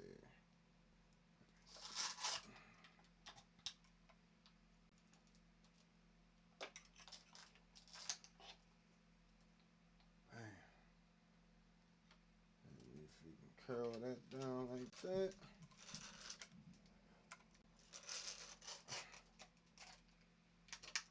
Success. Everything's plugged in. So this board's actually ready to go now. Just need a cable to come out of here to here.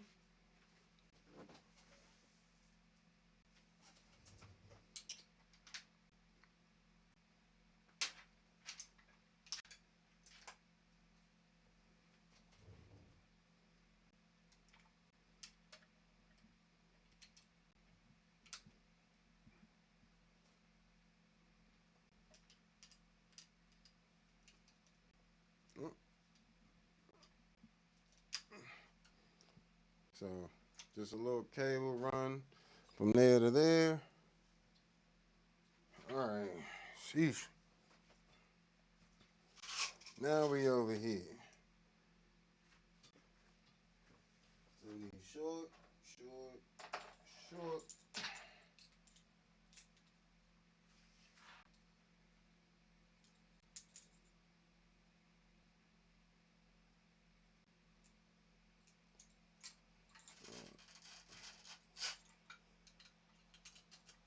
Output there, input there, and I'm like that.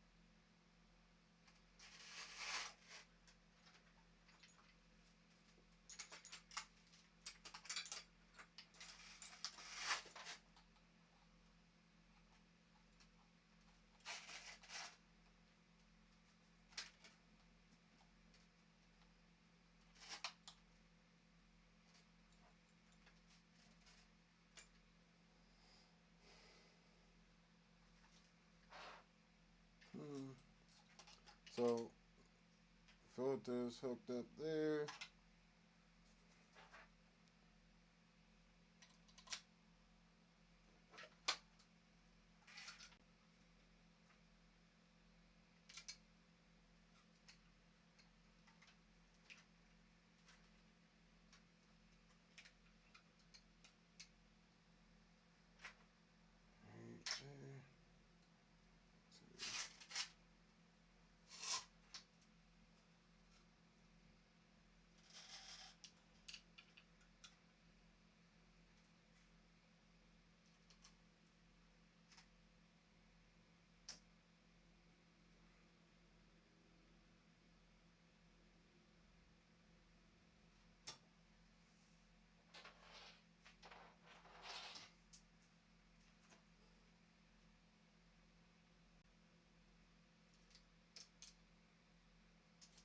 Switch that cable off for this one.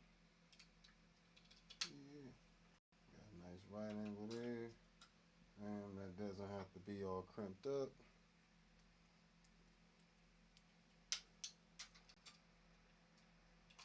I'm just gonna send this one straight here.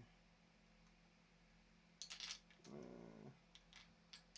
me get a shorter one.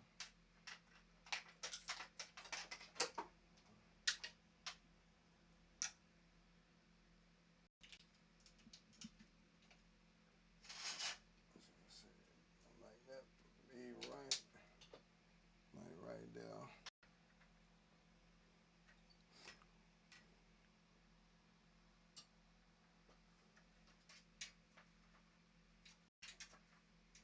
Just for the sake of it, I'd like to run this like this.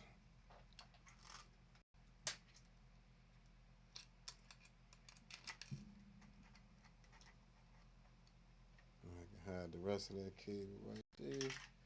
Ain't got too much worry about it.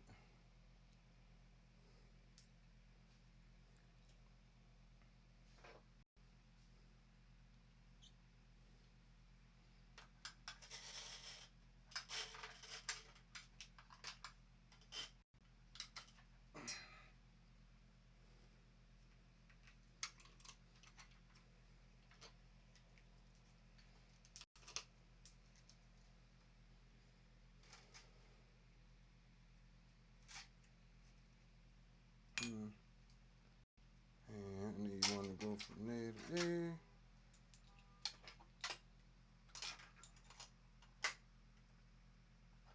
That ain't gonna work.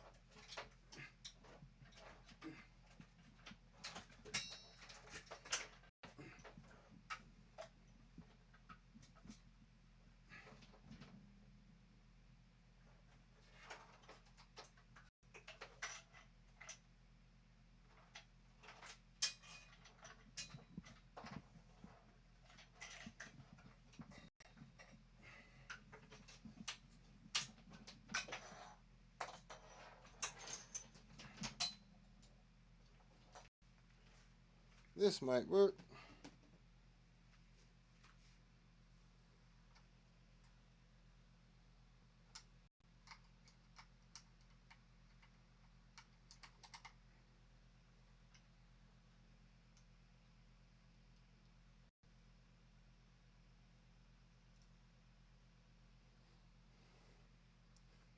Alright, let's move these over.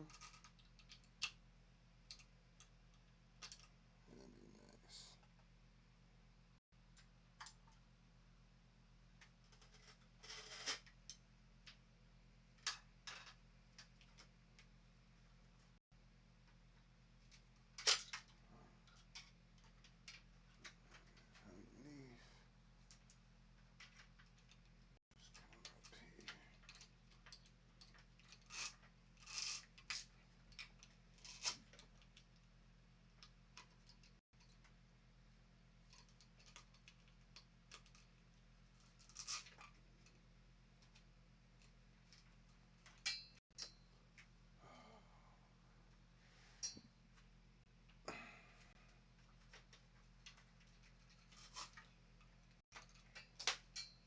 Underneath.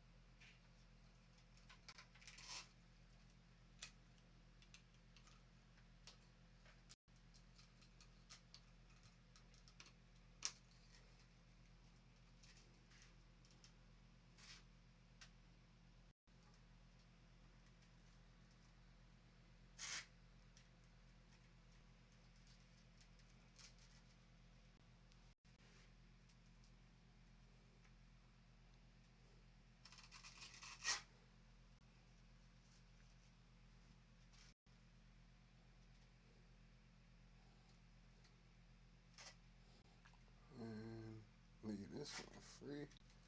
That leaves space for that.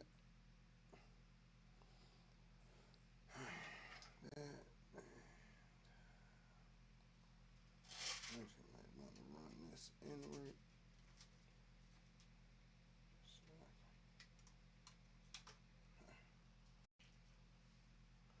Run the MIDI cables under there. Alright. Making progress, making progress. So far we have, we're going to leave this loop empty. So if I want to insert anything between this pedal board and this pedal board, I can just do it right here without unhooking anything else. And also filters, layers.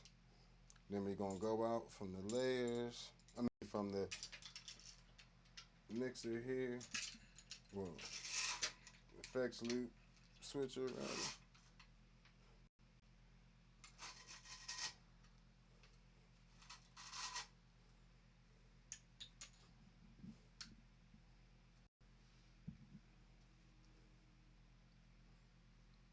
Come out of here. I want to go.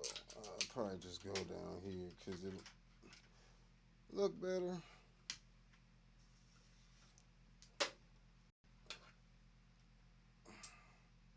Go down here, come up, give it a little opening.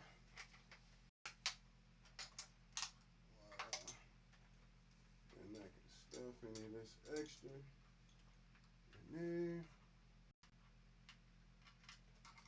there. And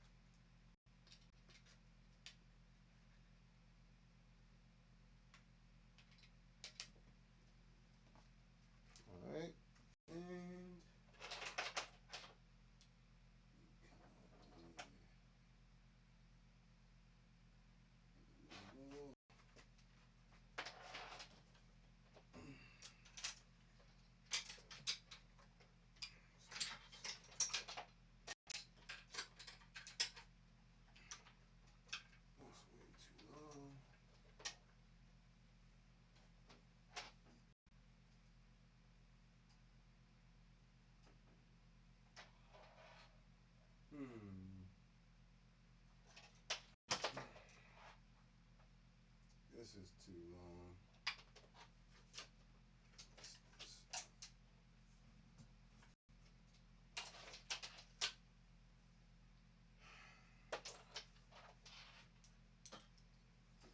These really too long. And I don't even think I can get these both into there, so I'm gonna have to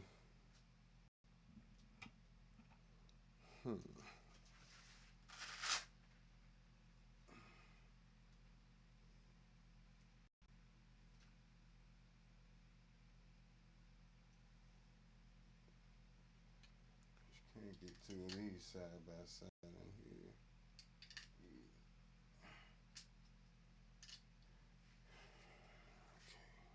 so what do I need? I need this.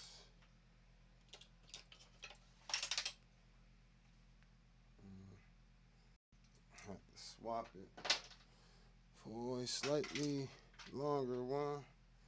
And then at least, now I got at least identical cables to run stereo from there. Alright, even though I'm going to have extra cabling in here, well, it's not the end I need that. I'll have a bit of extra cabling, nothing crazy. So, take this.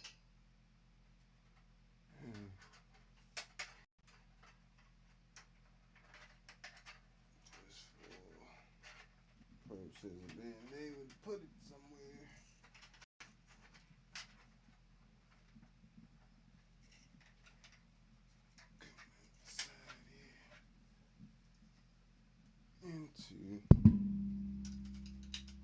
Back into the filter.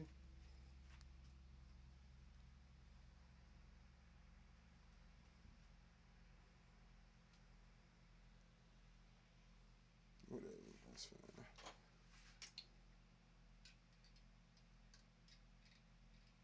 This will be the left side of the HX1.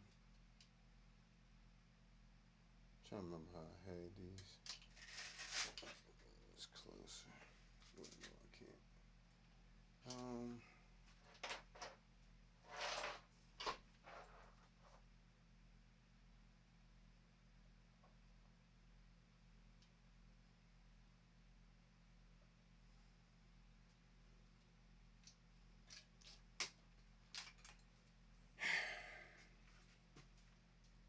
It's the only thing about taking stuff apart. But these are the ones I had there before. What did I have there before? Oh, they were coming out the plethora, so it was a little closer. Ah. So why don't we just make this a little closer?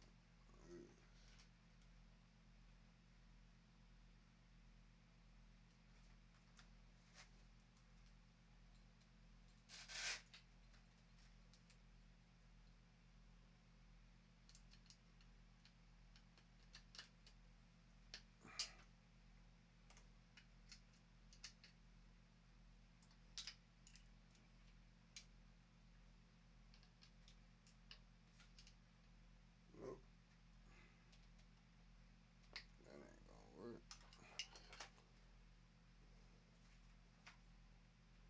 Okay.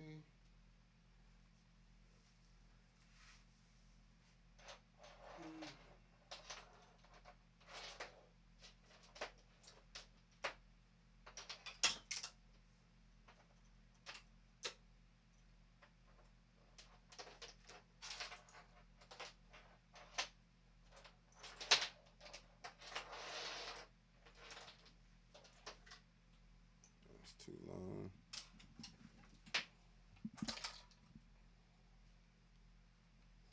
Definitely not long enough. Long enough, not gonna fit. Okay.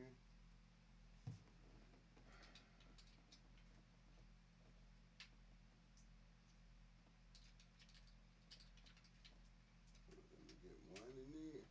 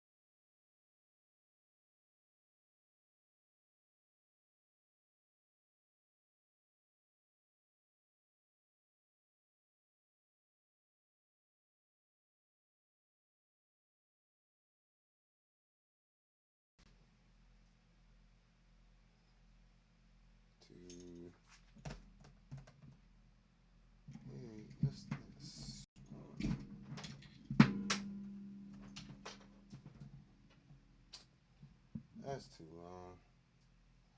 Israel. That's just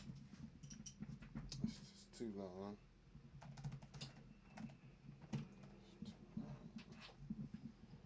Too long. I got over here. Yeah.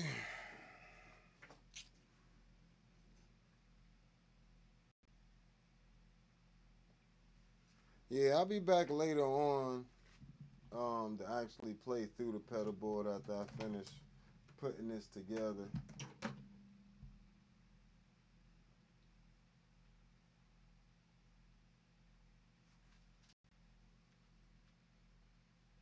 So once I finish putting it together, I'll take a little break and then I'll come back and play through everything and test all the different pedals and just see where everything is.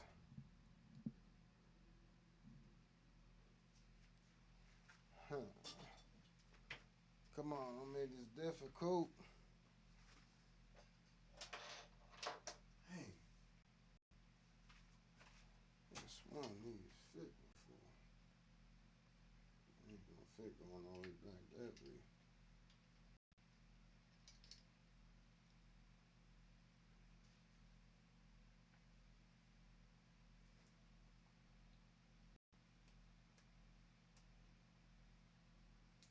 Let's see if I can get it to run. Put it back here.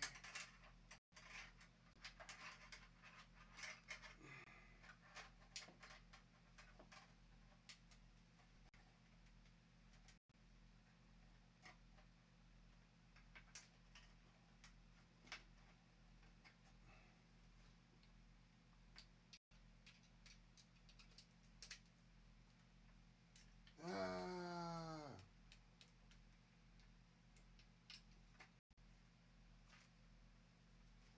it's just a little too short.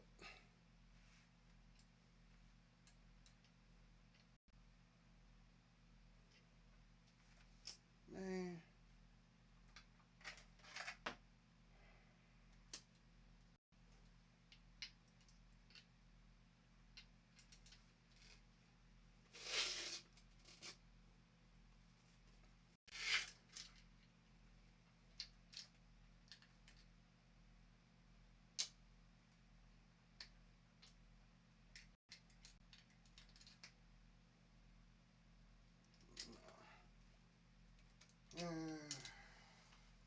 Struggles of building the pedal board sometimes.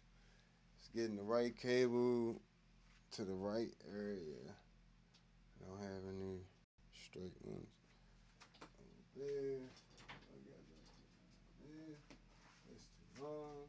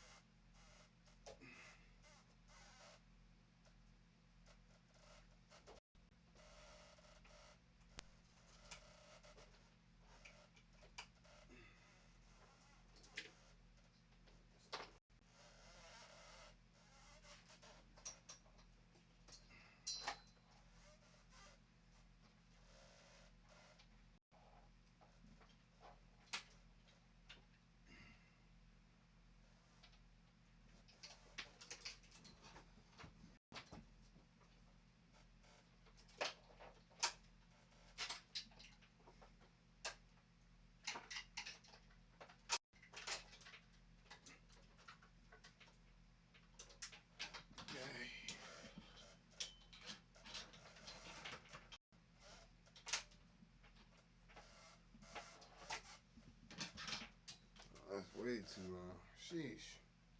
Come on. These instrument cables.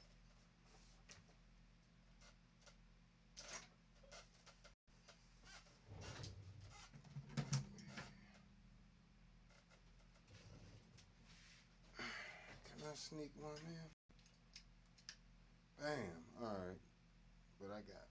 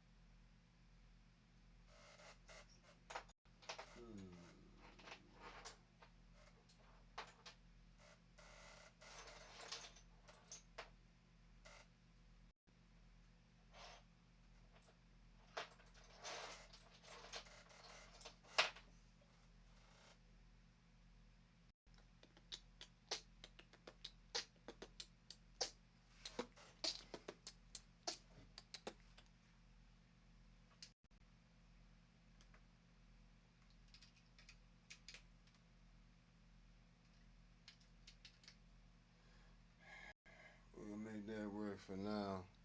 Till I feel like remaking the cable. I'm not fixing to do it. Get like.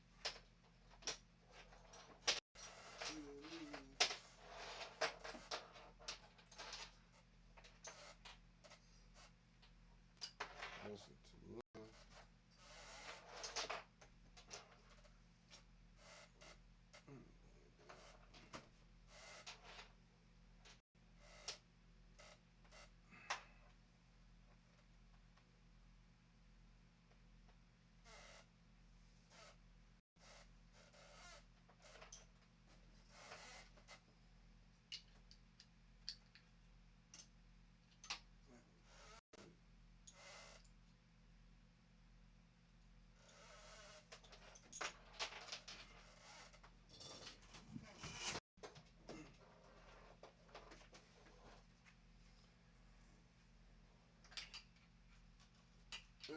I ain't gonna be able to put that there. I normally just keep this kind of like strapped up like this to the side of the board temporarily.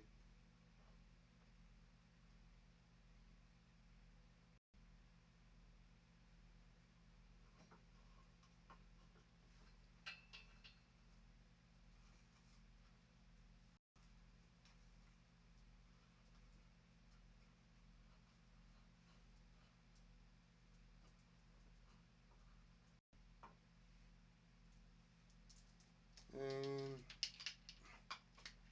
ink. This back of ink to lift. Got you right there.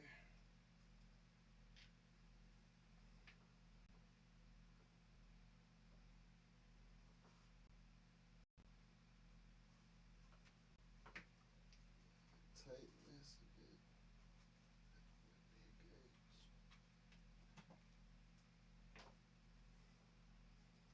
All right, cool.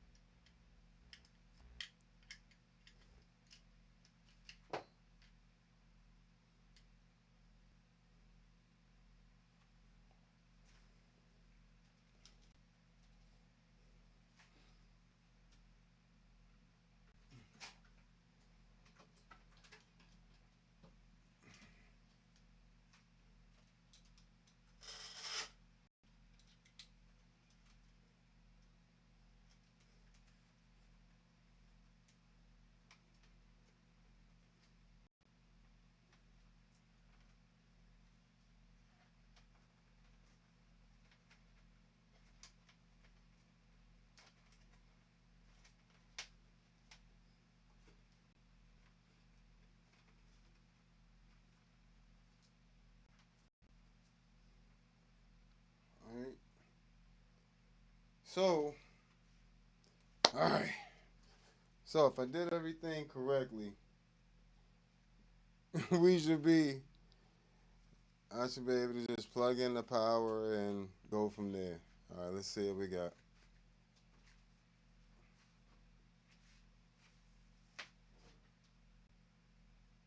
So always check your power supplies one last time before you turn it on, because once you turn it on, it's on.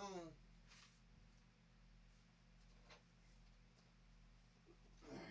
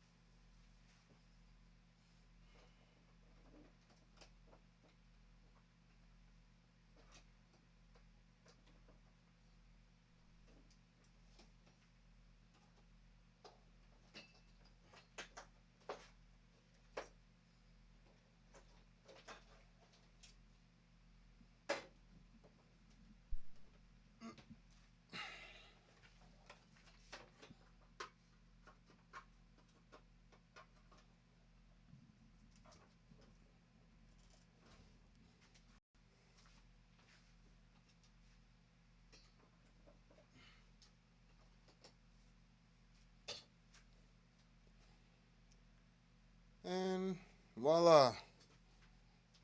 There we go. Everything is on.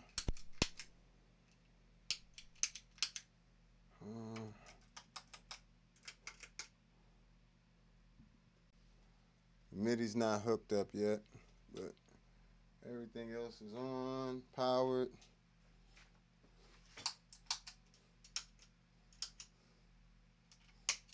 Yeah. Everything's on. Power. Oh. Unplug the smaller board.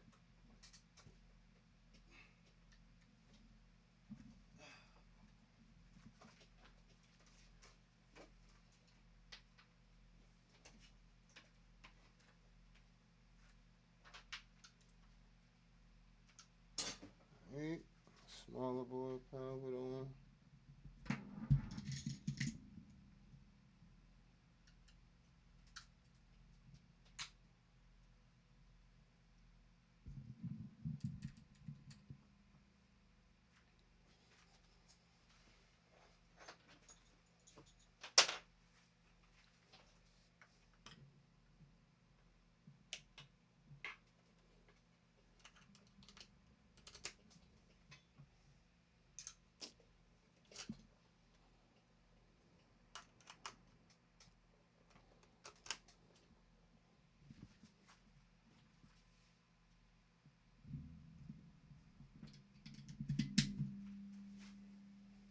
Let's go.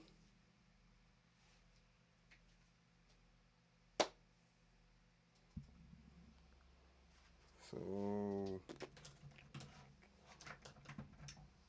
let's see what we got here.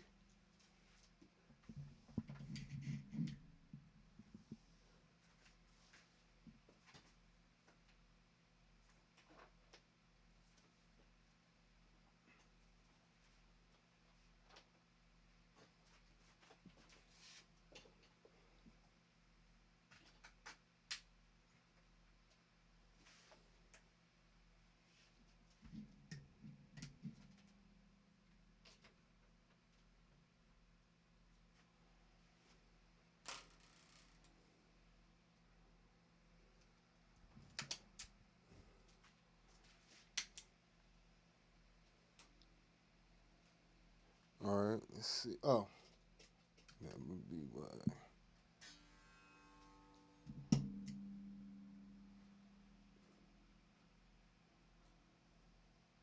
Oh, that would also be why.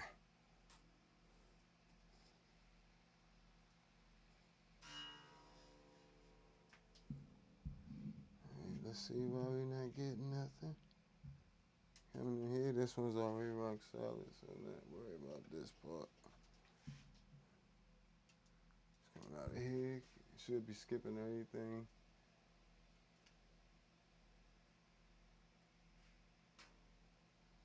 All right, let's see where we can find some signal.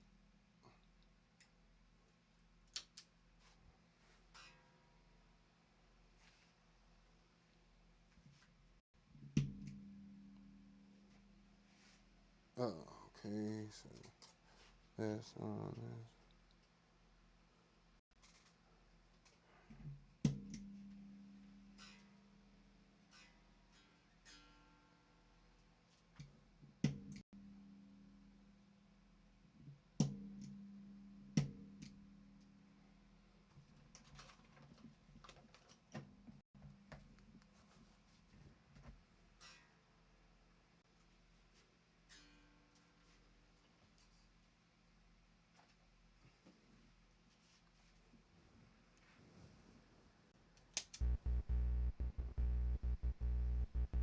Yep, getting the signal. Signal to the board.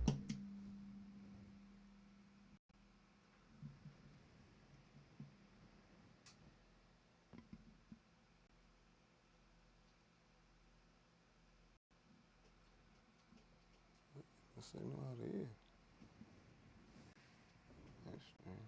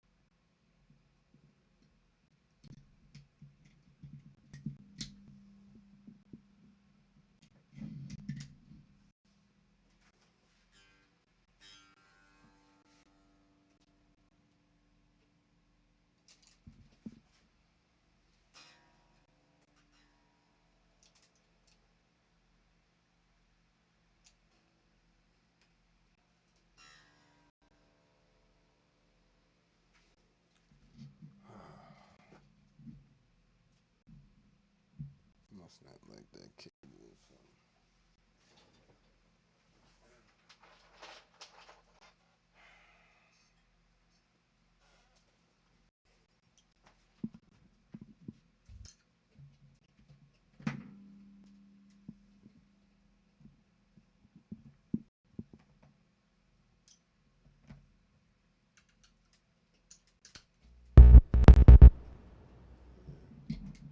I like that cable.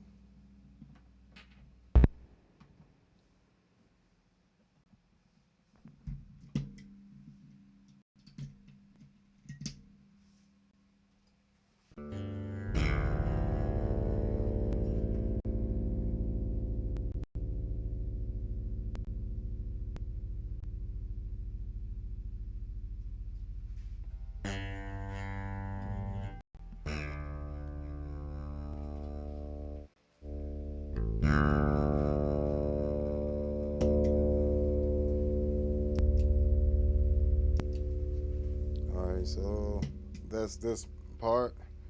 This part up here. Yep.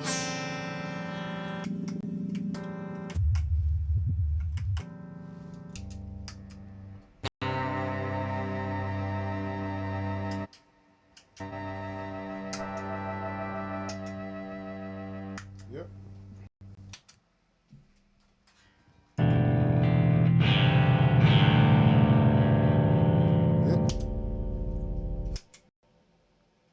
Nothing there. I can also use that like a mute switch.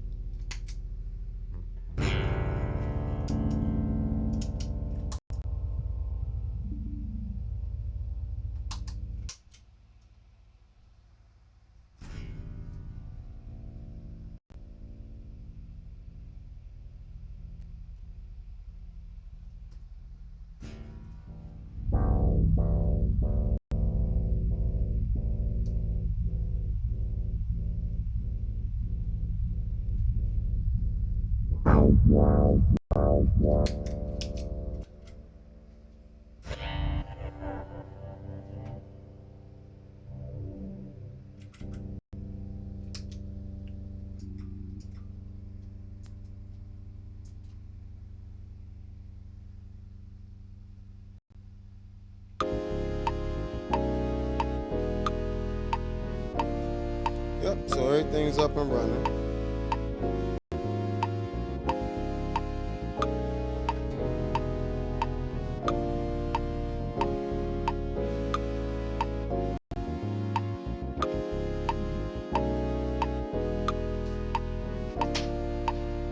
Yep. So sometimes it's just, getting things together. It takes some time. It's not always. Dang, that was almost 3 hours. Sheesh. But as you can see, I'm still not really complete yet. Still, in order to take this out the house, I would have to get under there and do some zip tying under this portion.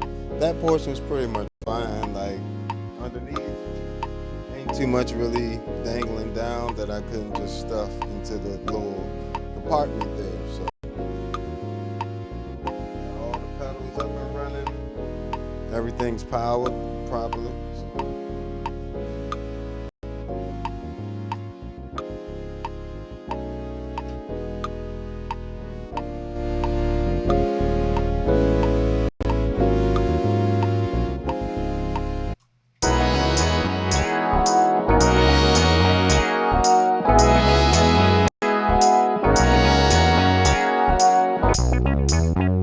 Don't forget to go get my preset packs on the Patreon. Make sure you hit that like button while you're here. Head over to Patreon, grab my preset packs. I'm trying to tell you, that's all the future impact right there.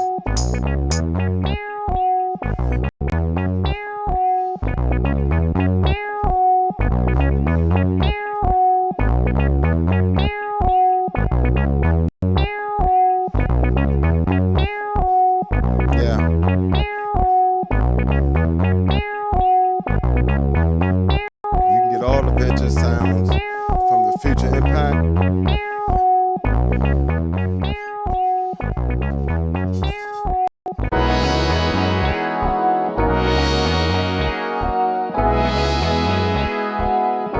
That pad is the Enzo X. If you want those sounds, you can get that in the Enzo X pack on Patreon. So there's a future impact V4 pack. There's an Enzo X pack. C4 synth pack. Got a pack for the MS-70 CDR Plus, the MS-60B Plus, the Zoom B6.